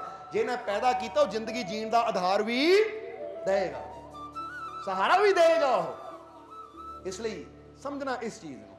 ਹੁਣ ਸਮਾਂ ਕਾਫੀ ਹੋ ਗਿਆ ਹੈ, ਸੋ ਆਖਰਲੇ ਵਚਨਾਂ ਦੀ ਤਰਫ ਚਲੀਏ ਅਸੀਂ, ਕਿ ਗੁਰੂਆਂ ਦੀ ਜੀਵਨੀ ਦੀ ਗੱਲ ਤਾਂ ਬਹੁਤ ਬੜੀ ਹੈ, ਕਦੀ ਮੌਕਾ ਮਿਲਿਆ ਉਹ ਕਰਾਂਗੇ। ਪਰ ਇੱਥੇ ਤਾਂ ਅਸੀਂ ਕਹਿੰਦੇ ਪਹਿਲਾਂ ਨਾਮ ਨੂੰ ਹੀ ਸਮਝ ਲਈਏ ਅਸੀਂ। ਬੋਲੋ ਸਮਝਦੇ ਹੋ ਕਿ ਨਹੀਂ? ਔਰ ਨਾਮ ਦਾ ਅਰਥ ਸਮਝਦੇ ਹੋ ਕਿ ਨਹੀਂ? ਰਵੀ ਦਾਸ, ਰਵੀ ਦਾਸ ਦਾ ਮਤਲਬ ਪ੍ਰਕਾਸ਼ ਦਾ ਦਾਸ, ਅਛਾਈ ਦਾ ਦਾਸ, ਸੱਚਾਈ ਦਾ ਦਾਸ, ਪ੍ਰਭੂ ਦਾ ਦਾਸ। ਕਿਉਂਕਿ ਪ੍ਰਮਾਤਮਾ ਉਹ ਪ੍ਰਭੂ ਹੀ ਹੈ, ਸੱਚਾ ਪ੍ਰਕਾਸ਼। ਜਦੋਂ ਅਸੀਂ ਵੀ ਸੱਚਾਈ ਨੂੰ ਪਕੜ ਲਿਆ, ਅਛਾਈ ਨੂੰ ਪਕੜ ਲਿਆ, ਨੇਕੀਆਂ ਨੂੰ ਪਕੜ ਲਿਆ, ਤਾਂ ਫਿਰ ਅਸੀਂ ਬਣ ਗਏ ਸੱਚੇ ਗੁਰੂ ਦੇ ਦਾਸ। ਉਦਾਂ ਅਸੀਂ ਜਿੰਨਾ ਮਰਜ਼ੀ ਕਹੀ ਜਾਈਏ ਕਿ ਸਾਡੇ ਗੁਰੂ ਰਵਿਦਾਸ, ਸਾਡੇ ਗੁਰੂ ਰਵਿਦਾਸ, ਹੁਣ ਦਾਸ ਅਸੀਂ ਬੁਰਾਈਆਂ ਦੇ ਬਣੇ ਹੋਏ ਆ। ਬੋਲੋ ਸਮਝਦੇ ਹੋ ਕਿ ਨਹੀਂ? ਦਾਸ ਇਨਸਾਨ ਨਸ਼ਿਆਂ ਦਾ ਬਣਿਆ ਹੈ, ਬੁਰਾਈਆਂ ਦਾ ਬਣਿਆ ਹੈ, ਝੂਠ ਦਾ ਬਣਿਆ ਹੈ, ਅਤਿਆਚਾਰ ਦਾ ਬਣਿਆ ਹੈ। ਤਾਂ ਫਿਰ ਉਹ ਕਿੱਥੋਂ ਗੁਰੂ ਦਾ ਦਾਸ? ਗੁਰੂ ਦਾ ਦਾਸ ਤਾਂ ਉਦੋਂ ਹੋਏਗਾ ਜਦੋਂ ਬੁਰਾਈਆਂ ਨੂੰ ਛੱਡ ਕੇ ਅਛਾਈ ਨੂੰ ਪਕੜਾਂਗੇ, ਸੱਚਾਈ ਨੂੰ ਪਕੜਾਂਗੇ, ਉਹ ਪ੍ਰਮਾਤਮਾ ਦੇ ਪ੍ਰੇਮ ਨੂੰ ਪਕੜਾਂਗੇ, ਉਹ ਪ੍ਰਕਾਸ਼ ਨੂੰ ਪਕੜਾਂਗੇ ਜੋ ਸਾਡੇ ਸਭ ਦੇ ਜੀਵਨ 'ਚ ਖੁਸ਼ੀਆਂ ਲੈ ਆਵੇ। ਕਿਉਂਕਿ ਪ੍ਰਕਾਸ਼ ਦਾ ਮਤਲਬ ਸਮਝਦੇ ਹੋ ਨਾ, ਇਹਨੂੰ ਸਮਝੋ ਕਿ ਪ੍ਰਕਾਸ਼ ਸਾਡੇ ਜੀਵਨ 'ਚ ਖੁਸ਼ੀਆਂ ਲੈ ਆਂਦਾ ਹੈ। ਔਰ ਹੁਣ ਜ਼ਰਾ ਆਪ ਸੋਚ ਲਓ ਕਿ ਬੁਰਾਈ ਕਰ ਕਰਕੇ ਤਾਂ ਇਨਸਾਨ ਆਪਣੇ ਜੀਵਨ ਨੂੰ ਨਰਕ ਬਣਾ ਲੈਂਦਾ ਹੈ, ਦੁੱਖਾਂ, ਪਰੇਸ਼ਾਨੀਆਂ, ਚਿੰਤਾਵਾਂ ਨਾਲ ਭਰ ਲੈਂਦਾ ਹੈ। ਇਸ ਲਈ ਅੱਜ ਅਸੀਂ ਇਹ ਕੋਸ਼ਿਸ਼ ਕਰਨੀ ਹੈ ਕਿ ਅੰਧਕਾਰ ਦਾ ਸਾਥ ਛੱਡੀਏ, ਬੁਰਾਈ ਦਾ ਸਾਥ ਛੱਡੀਏ, ਨਸ਼ਿਆਂ ਦਾ ਸਾਥ ਛੱਡੀਏ, ਨਸ਼ਿਆਂ ਦੀ ਤਰਫ ਜਾਣਾ, ਬੁਰਾਈਆਂ ਦੀ ਤਰਫ ਜਾਣਾ ਛੱਡੀਏ, ਮਾੜੀ ਕਰਨੀ ਛੱਡੀਏ, ਔਰ ਅੱਜ ਤੋਂ ਅਸੀਂ ਅਛਾਈ ਦੇ ਦਾਸ ਬਣੀਏ, ਸੱਚਾਈ ਦੇ ਦਾਸ ਬਣੀਏ। ਕਿਉਂਕਿ ਸ਼੍ਰੀ ਗੁਰੂ ਰਵਿਦਾਸ ਜੀ ਦੇ ਸ਼ਬਦ ਨਾਮ ਦੇ ਅੰਦਰ ਹੀ ਇੱਕ ਬਹੁਤ ਬੜੀ ਸਿੱਖਿਆ ਹੈ, ਬਹੁਤ ਬੜਾ ਗਿਆਨ ਹੈ। ਅਗਰ ਅਸੀਂ ਇਸ ਗਿਆਨ ਨੂੰ ਹੀ ਸਮਝ ਲਈਏ ਤਾਂ ਸਾਡਾ ਜੀਵਨ ਬਦਲ ਸਕਦਾ। ਕਿ ਅਸੀਂ ਪ੍ਰਣ ਕਰ ਲਈਏ ਅੱਜ ਤੋਂ ਮੈਂ ਬੁਰਾਈ ਦਾ ਦਾਸ ਨਹੀਂ ਬਣਨਾ, ਬੁਰਾਈ ਦੇ ਪਿੱਛੇ ਨਹੀਂ ਜਾਣਾ, ਨਸ਼ਿਆਂ, ਮਾੜੇ ਕਰਮਾਂ ਪਿੱਛੇ ਨਹੀਂ ਜਾਣਾ। ਅੱਜ ਤੋਂ ਮੈਂ ਗੁਰੂਆਂ ਦੇ ਪਿੱਛੇ ਜਾਣਾ ਹੈ, ਰਹਿਬਰਾਂ ਦੇ ਪਿੱਛੇ ਜਾਣਾ ਹੈ, ਉਸ ਪ੍ਰਕਾਸ਼ ਦੇ ਪਿੱਛੇ ਜਾਣਾ ਹੈ ਜੋ ਮੇਰੇ ਜੀਵਨ 'ਚ ਖੁਸ਼ੀਆਂ ਲੈ ਆਵੇ, ਜੋ ਮੇਰੇ ਜੀਵਨ 'ਚ ਆਨੰਦ ਲੈ ਆਵੇ। ਇਸ ਲਈ ਆਓ ਸੱਚਾਈ ਨਾਲ ਜੁੜੀਏ, ਪ੍ਰੇਮ ਨਾਲ ਜੁੜੀਏ, ਵਿਸ਼ਵਾਸ ਨਾਲ ਜੁੜੀਏ, ਤਾਂ ਫਿਰ ਸਾਡੀ ਜ਼ਿੰਦਗੀ, ਸਾਡਾ ਜੀਵਨ ਸਫਲ ਹੋ ਜਾਏਗਾ। ਔਰ ਜਿਸ ਤਰ੍ਹਾਂ ਪਹਿਲਾਂ ਹੀ ਅਸੀਂ ਇਸ਼ਾਰਾ ਕੀਤਾ ਹੈ ਕਿ ਜ਼ਿੰਦਗੀ, ਇਹ ਜੀਵਨ ਮਿਲਿਆ ਹੀ ਸਾਨੂੰ ਸਫਲ ਹੋਣ ਵਾਸਤੇ ਹੈ। ਔਰ ਸਫਲਤਾ ਕਿੱਦਾਂ ਸਾਨੂੰ ਮਿਲੇਗੀ? ਸਫਲਤਾ ਉਦੋਂ ਹੀ ਸਾਨੂੰ ਮਿਲੇਗੀ ਜਦੋਂ ਸਾਡੀ ਸੁਰਤੀ ਉਸ ਮਾਲਿਕ ਨਾਲ ਜੁੜੇਗੀ, ਪਰਮਾਤਮਾ ਨਾਲ ਜੁੜੇਗੀ। ਕਿਉਂਕਿ ਜੇ ਜਨਮ ਤੁਮਾਰੇ ਲੇਖੇ ਫੇਰ ਹੀ ਹੋਏਗਾ। ਔਰ ਜਿਹਦਾ ਬਾਬਾ ਫਰੀਦ ਵੀ ਕਹਿੰਦੇ ਹੈ, ਕਿਸੇ ਨੇ ਜਾ ਕੇ ਬਾਬਾ ਫਰੀਦ ਨੂੰ ਪੁੱਛਿਆ ਕਿ ਮਹਾਰਾਜ ਮੇਰੇ ਜੀਵਨ 'ਚ ਦੁੱਖ ਬਹੁਤ ਹੈ, ਮੇਰੀ ਜ਼ਿੰਦਗੀ ਰੋਂਦਿਆਂ ਦੀ ਗੁਜ਼ਰ ਗਈ। ਹੁਣ ਕਈ ਬੰਦੇ ਹੁੰਦੇ ਨਾ, ਮੇਰੇ ਜੀਵਨ ਤਾਂ ਦੁੱਖ ਹੀ ਦੁੱਖ ਹੈ, ਪਰੇਸ਼ਾਨੀਆਂ ਪਰੇਸ਼ਾਨੀਆਂ, ਰੋਂਦੇ ਮੇਰੀ ਜ਼ਿੰਦਗੀ ਗੁਜ਼ਰ ਗਈ। ਇਸ ਲਈ ਮਹਾਰਾਜ ਕੋਈ ਰਸਤਾ ਦੱਸੋ ਕਿ ਮੇਰੇ ਜੀਵਨ 'ਚ ਖੁਸ਼ੀ ਕਿੱਦਾਂ ਆਵੇ, ਕੋਈ ਰਸਤਾ ਦੱਸੋ ਮੇਰੇ ਜੀਵਨ 'ਚ ਸ਼ਾਂਤੀ ਕਿੱਦਾਂ ਆਵੇ, ਮੇਰੇ ਜੀਵਨ ਦੀ ਗਰੀਬੀ ਕਿੱਦਾਂ ਦੂਰ ਹੋਵੇ, ਮੈਨੂੰ ਰਸਤਾ ਦੱਸੋ। ਤਾਂ ਉਸ ਲਈ ਬਾਬਾ ਫਰੀਦ ਨੇ ਕਿਹੜਾ ਰਸਤਾ ਦੱਸਿਆ, ਉਹ ਰਸਤਾ ਤੁਹਾਨੂੰ ਵੀ ਦੱਸ ਦਈਏ, ਫਿਰ ਸਤਸੰਗ ਦੀ ਸਮਾਪਤੀ ਕਰਾਂਗੇ। ਕਿਉਂਕਿ ਤੁਹਾਡੇ ਜੀਵਨ 'ਚ ਵੀ ਦੁੱਖ ਹੋ ਸਕਦੇ ਆ, ਤੁਹਾਡੇ ਜੀਵਨ 'ਚ ਵੀ ਪਰੇਸ਼ਾਨੀਆਂ ਹੋ ਸਕਦੀਆਂ ਹੈ। ਤਾਂ ਹੁਣ ਜਦੋਂ ਉਸਨੇ ਪੁੱਛਿਆ ਕਿ ਮੇਰੀ ਜ਼ਿੰਦਗੀ ਰੋਂਦੇ ਦੀ ਗੁਜ਼ਰ ਗਈ, ਤਕਲੀਫਾਂ ਹੀ ਤਕਲੀਫਾਂ ਹੈ, ਮਹਾਰਾਜ ਕੋਈ ਰਸਤਾ ਦੱਸੋ ਇਹ ਦੁੱਖਾਂ ਤੋਂ ਮੁਕਤੀ ਦਾ, ਇਹ ਮੇਰਾ ਰੋਣਾ ਕਿੱਦਾਂ ਮੁੱਕੇ, ਮੈਨੂੰ ਰਸਤਾ ਦੱਸੋ। ਤਾਂ ਹੁਣ ਬਾਬਾ ਫਰੀਦ ਜੋ ਰਸਤਾ ਦੱਸ ਰਹੇ ਹੈ, ਅਗਰ ਉਸ ਰਸਤੇ ਨੂੰ ਅਸੀਂ ਪਕੜ ਲਈਏ ਤਾਂ ਸਾਡੇ ਜੀਵਨ ਭਰ ਦਾ ਰੋਣਾ ਮੁੱਕ ਸਕਦਾ ਹੈ, ਸਾਡੀ ਜ਼ਿੰਦਗੀ 'ਚ ਵੀ ਖੁਸ਼ੀਆਂ ਆ ਸਕਦੀਆਂ ਹੈ। ਦੱਸ ਦਈਓ ਕਿਹੜਾ ਰਸਤਾ ਹੈ, ਜਾਣਨਾ ਚਾਹੁੰਦੇ ਹੋ ਕਿ ਨਹੀਂ? ਤਾਂ ਬਾਬਾ ਫਰੀਦ ਆਪਣੀ ਬਾਣੀ 'ਚ ਕਹਿੰਦੇ ਹੈ ਕਿ ਫਰੀਦਾ ਤੂੰ ਕਰ ਬੰਦਗੀ, ਜਰਾ ਗੌਰ ਕਰਨਾ, ਕਹਿੰਦੇ ਫਰੀਦਾ ਤੂੰ ਕਰ ਬੰਦਗੀ, ਜੇ ਕੱਖ ਤੋਂ ਲੱਖ ਹੈ ਹੋਣਾ, ਸਾਹਿਬ ਨਾਲ ਜੋ ਪ੍ਰੀਤਾਂ ਪਾਉਂਦੇ ਉਹਦਾ ਮੁੱਕ ਜਾਂਦਾ ਹੈ ਰੋਣਾ। ਬਾਬਾ ਫਰੀਦ ਕਹਿੰਦੇ ਤੂੰ ਜਾਣਨਾ ਚਾਹੁੰਦਾ ਕਿ ਮੇਰਾ ਰੋਣਾ ਕਿੱਦਾਂ ਮੁੱਕ ਸਕਦਾ ਹੈ, ਤੂੰ ਜਾਣਨਾ ਚਾਹੁੰਦਾ ਹੈ ਕਿ ਮੈਂ ਇਹ ਗਰੀਬੀ ਤੋਂ ਕਿੱਦਾਂ ਮੁਕਤ ਹੋ ਸਕਦਾ ਹੈ, ਦੁੱਖਾਂ ਤੋਂ ਕਿੱਦਾਂ ਮੁਕਤ ਹੋ ਸਕਦਾ ਹਾਂ। ਉਹ ਕਹਿੰਦੇ ਫਿਰ ਯਾਦ ਰੱਖ ਤੂੰ ਬੰਦਗੀ ਕਰ, ਔਰ ਬੰਦਗੀ ਦਾ ਮਤਲਬ ਹੁੰਦਾ ਆਪਣੇ ਮਾਲਿਕ ਤੇ ਵਿਸ਼ਵਾਸ ਕਰਨਾ, ਭਰੋਸਾ ਰੱਖਣਾ, ਯਕੀਨ ਰੱਖਣਾ। ਇਹ ਨਹੀਂ ਕਿ ਜ਼ੁਬਾਨ ਤੋਂ ਨਾਮ ਲਈ ਜਾਈਏ ਤਾਂ ਅੰਦਰ ਸਾਡੇ ਵਿਸ਼ਵਾਸ ਭਰੋਸਾ ਹੋਵੇ ਹੀ ਨਾ। ਭਰੋਸਾ ਰੱਖ, ਫਰੀਦਾ ਤੂੰ ਕਰ ਬੰਦਗੀ, ਜੇ ਕੱਖ ਤੋਂ ਲੱਖ ਹੈ ਹੋਣਾ। ਉਹ ਕਹਿੰਦੇ ਬੰਦਗੀ ਕਰ ਆਪਣੇ ਮਾਲਿਕ ਦੀ, ਆਪਣੇ ਪ੍ਰਭੂ ਦੀ ਬੰਦਗੀ ਕਰ, ਫਿਰ ਤੂੰ ਕੱਖਾਂ ਤੋਂ ਲੱਖਾਂ ਦਾ ਹੋ ਜਾਏਗਾ। ਤਾਂ ਹੀ ਕਹਿੰਦੇ ਸਾਹਿਬ ਨਾਲ ਜੋ ਪ੍ਰੀਤਾਂ ਪਾਉਂਦੇ ਮੁੱਕ ਜਾਂਦਾ ਹੈ ਰੋਣਾ, ਕਿ ਇਹ ਤੇਰੇ ਜੀਵਨ ਦਾ ਰੋਣਾ ਮੁੱਕ ਜਾਏਗਾ ਜਦੋਂ ਤੂੰ ਆਪਣੀ ਪ੍ਰੀਤ ਉਹ ਸੱਚੇ ਮਾਲਿਕ ਪਰਮਾਤਮਾ ਪ੍ਰਭੂ ਨਾਲ ਜੋੜ ਲਏਗਾ। ਕਿਉਂਕਿ ਜਿਹਦੀ ਤਾਰ ਉਹਦੇ ਨਾਲ ਜੁੜ ਜਾਂਦੀ ਹੈ, ਤਾਂ ਜਿੱਦਾਂ ਹਮੇਸ਼ਾ ਦੱਸੀ ਤਾਂ ਜਦੋਂ ਸਹੀ ਜਗ੍ਹਾ ਤਾਰ ਜੁੜਦੀ ਹੈ ਤਾਂ ਜੀਵਨ 'ਚ ਖੁਸ਼ੀਆਂ ਦਾ ਪ੍ਰਕਾਸ਼ ਆ ਜਾਂਦਾ ਹੈ। ਫਿਰ ਇਨਸਾਨ ਦਰ ਤੇ ਠੋਕਰਾਂ ਨਹੀਂ ਖਾਂਦਾ। ਇਸੇ ਤਰ੍ਹਾਂ ਆਓ ਅਸੀਂ ਵੀ ਆਪਣੇ ਹਿਰਦੇ ਦੀ ਤਾਰ ਆਪਣੇ ਉਸ ਮਾਲਿਕ ਨਾਲ, ਪਰਮਾਤਮਾ ਪ੍ਰਭੂ ਨਾਲ ਜੋੜੀਏ। ਤਾਂ ਬਾਬਾ ਫਰੀਦ ਰਸਤਾ ਦੱਸ ਗਏ ਹੈ ਕਿ ਜੇ ਤੂੰ ਕੱਖਾਂ ਤੋਂ ਲੱਖਾਂ ਦਾ ਹੋਣਾ ਤਾਂ ਆਪਣੇ ਮਾਲਿਕ ਦੀ ਬੰਦਗੀ ਕਰ ਔਰ ਉਹਦੇ ਨਾਲ ਪ੍ਰੇਮ ਪਾ ਲੈ, ਤਾਂ ਤੈਨੂੰ ਦੁਬਾਰਾ ਰੋਣ ਦੀ ਲੋੜ ਹੀ ਨਹੀਂ ਰਹੇਗੀ। ਕਿਉਂਕਿ ਜਿਹੜਾ ਉਹਦਾ ਹੋ ਗਿਆ ਫਿਰ ਉਹਨੂੰ ਰੋਣਾ ਨਹੀਂ ਪੈਂਦਾ, ਉਹਦੇ ਚਿਹਰੇ ਤੇ ਸਦਾ ਖੁਸ਼ੀ ਰਹਿੰਦੀ ਹੈ, ਮੁਸਕਰਾਹਟ ਰਹਿੰਦੀ ਹੈ। ਇਸ ਲਈ ਆਓ ਬੰਦਗੀ ਨਾਲ ਜੁੜੀਏ, ਵਿਸ਼ਵਾਸ ਨਾਲ ਜੁੜੀਏ, ਆਪਣੇ ਹਿਰਦੇ ਦੀ ਤਾਰ ਨੂੰ ਆਪਣੇ ਪ੍ਰਭੂ ਨਾਲ ਜੋੜੀਏ ਔਰ ਬੁਰਾਈਆਂ ਰੂਪੀ ਅੰਧਕਾਰ ਦੇ ਦਾਸ ਨਹੀਂ ਬਣਨਾ। ਅੱਜ ਤੋਂ ਅਸੀਂ ਬਣਨਾ ਹੈ ਆਪਣੇ ਪ੍ਰਭੂ ਦੇ ਦਾਸ, ਪ੍ਰੇਮ ਦੇ ਦਾਸ, ਖੁਸ਼ੀਆਂ ਦੇ ਦਾਸ। ਫੇਰ ਹੀ ਅਸੀਂ ਬਣ ਪਾਵਾਂਗੇ, ਯਾਨੀ ਖੁਸ਼ੀਆਂ ਤੱਕ ਫੇਰ ਹੀ ਪਹੁੰਚ ਪਾਵਾਂਗੇ ਜਦੋਂ ਸੱਚਾਈ ਨਾਲ, ਅੱਛਾਈ ਨਾਲ ਆਪਣੇ ਹਿਰਦੇ ਨੂੰ ਜੋੜਾਂਗੇ। ਇਹੀ ਗੁਰੂਆਂ ਦਾ ਕਹਿਣ ਦਾ ਮਕਸਦ ਹੈ ਕਿ ਐ ਪਿਆਰਿਆ, ਇਹ ਜੀਵਨ ਦੁੱਖਾਂ ਨਾਲ ਜੀਣ ਵਾਸਤੇ ਨਹੀਂ ਮਿਲਿਆ, ਇਹ ਜੀਵਨ ਮਿਲਿਆ ਹੈ ਉਹਦੀਆਂ ਰਹਿਮਤਾਂ, ਬਰਕਤਾਂ, ਬਖਸ਼ਿਸ਼ਾਂ ਨੂੰ ਪ੍ਰਾਪਤ ਕਰਕੇ ਖੁਸ਼ੀਆਂ ਨਾਲ, ਆਨੰਦ ਨਾਲ ਜੀਣ ਵਾਸਤੇ। ਔਰ ਜਦੋਂ ਉਹ ਕਰਮ ਕਰਾਂਗੇ ਜਿਹਦੇ ਨਾਲ ਖੁਸ਼ੀਆਂ ਜੁੜੀਆਂ ਹੈ, ਤਾਂ ਫੇਰ ਹੀ ਤੇਰਾ ਜੀਵਨ ਖੁਸ਼ੀਆਂ ਨਾਲ ਭਰਪੂਰ ਹੋਏਗਾ। ਇਸ ਲਈ ਅੱਜ ਤੋਂ ਉਹ ਕਰਨੀ ਕਰੀਏ ਜਿਹਦੇ 'ਚ ਸਾਨੂੰ ਪ੍ਰਭੂ ਦੀ ਕਿਰਪਾ ਮਿਲੇ, ਬਰਕਤ ਮਿਲੇ, ਬਖਸ਼ਿਸ਼ ਮਿਲੇ, ਤਾਂ ਕਿ ਸਾਡਾ ਜੀਵਨ, ਸਾਡਾ ਜਨਮ ਸਫਲ ਹੋ ਜਾਵੇ। ਸੋ ਆਓ ਨਾਮ ਨਾਲ ਜੁੜ ਕੇ ਸੇਵਾ ਸਿਮਰਨ ਕਰਕੇ ਆਪਣੇ ਜੀਵਨ ਨੂੰ ਸਫਲ ਬਣਾਈਏ ਔਰ ਮਾਲਕ ਦੇ ਘਰ ਦੀਆਂ ਖੁਸ਼ੀਆਂ ਨੂੰ ਪ੍ਰਾਪਤ ਕਰੀਏ। ਔਰ ਹੁਣ ਇਹਨਾਂ ਵਚਨਾਂ ਦੇ ਨਾਲ ਹੀ ਅਸੀਂ ਅੱਜ ਦੇ ਸਤਸੰਗ ਦੀ ਸਮਾਪਤੀ ਕਰਾਂਗੇ ਔਰ ਅੰਤ ਵਿੱਚ ਇਹੀ ਉਸ ਮਾਲਕ ਦੇ ਚਰਨਾਂ 'ਚ ਅਰਦਾਸ ਬੇਨਤੀ ਕਰਾਂਗੇ ਕਿ ਮਾਲਕ ਤੁਹਾਨੂੰ ਸਭ ਨੂੰ ਨਾਮ ਨਾਲ ਜੁੜਨ ਦੀ ਤਾਕਤ ਦੇਣ, ਤੁਹਾਨੂੰ ਸਭ ਨੂੰ ਨਾਮ ਜਪਣ ਦੀ ਤਾਕਤ ਦੇਣ, ਤੁਹਾਡੇ ਸਭ ਦੇ ਦਿਲਾਂ 'ਚ ਸੱਚੀ ਮੁਹੱਬਤ, ਸੱਚਾ ਪ੍ਰੇਮ, ਸੱਚਾ ਵਿਸ਼ਵਾਸ ਮਾਲਕ ਭਰ ਦੇਣ ਔਰ ਤੁਹਾਡੀਆਂ ਸਭ ਦੀਆਂ ਤਕਲੀਫਾਂ, ਦੁੱਖਾਂ, ਦਰਦਾਂ ਨੂੰ ਮਾਲਕ ਦੂਰ ਕਰਨ ਔਰ ਤੁਹਾਡੀਆਂ ਸਭ ਦੀਆਂ ਝੋਲੀਆਂ ਖੁਸ਼ੀਆਂ, ਰਹਿਮਤਾਂ, ਬਰਕਤਾਂ ਨਾਲ ਭਰਪੂਰ ਹੋਣ। ਇਹੀ ਸਾਡੀ ਉਸ ਮਾਲਕ ਦੇ ਚਰਨਾਂ 'ਚ ਅਰਦਾਸ ਬੇਨਤੀ ਹੈ। ਔਰ ਹੁਣ ਅੰਤ ਵਿੱਚ ਤੁਹਾਡੇ ਸਭ ਦੇ ਅੰਦਰ ਵਸਦੇ ਉਸ ਮਾਲਕ ਨੂੰ ਅਸੀਂ ਪ੍ਰਣਾਮ ਕਰਦੇ ਹਾਂ। ਸਾਡਾ ਪ੍ਰਣਾਮ ਸਵੀਕਾਰ ਕਰੋ। ਜੈ ਮਾਲਕਾਂ ਦੀ।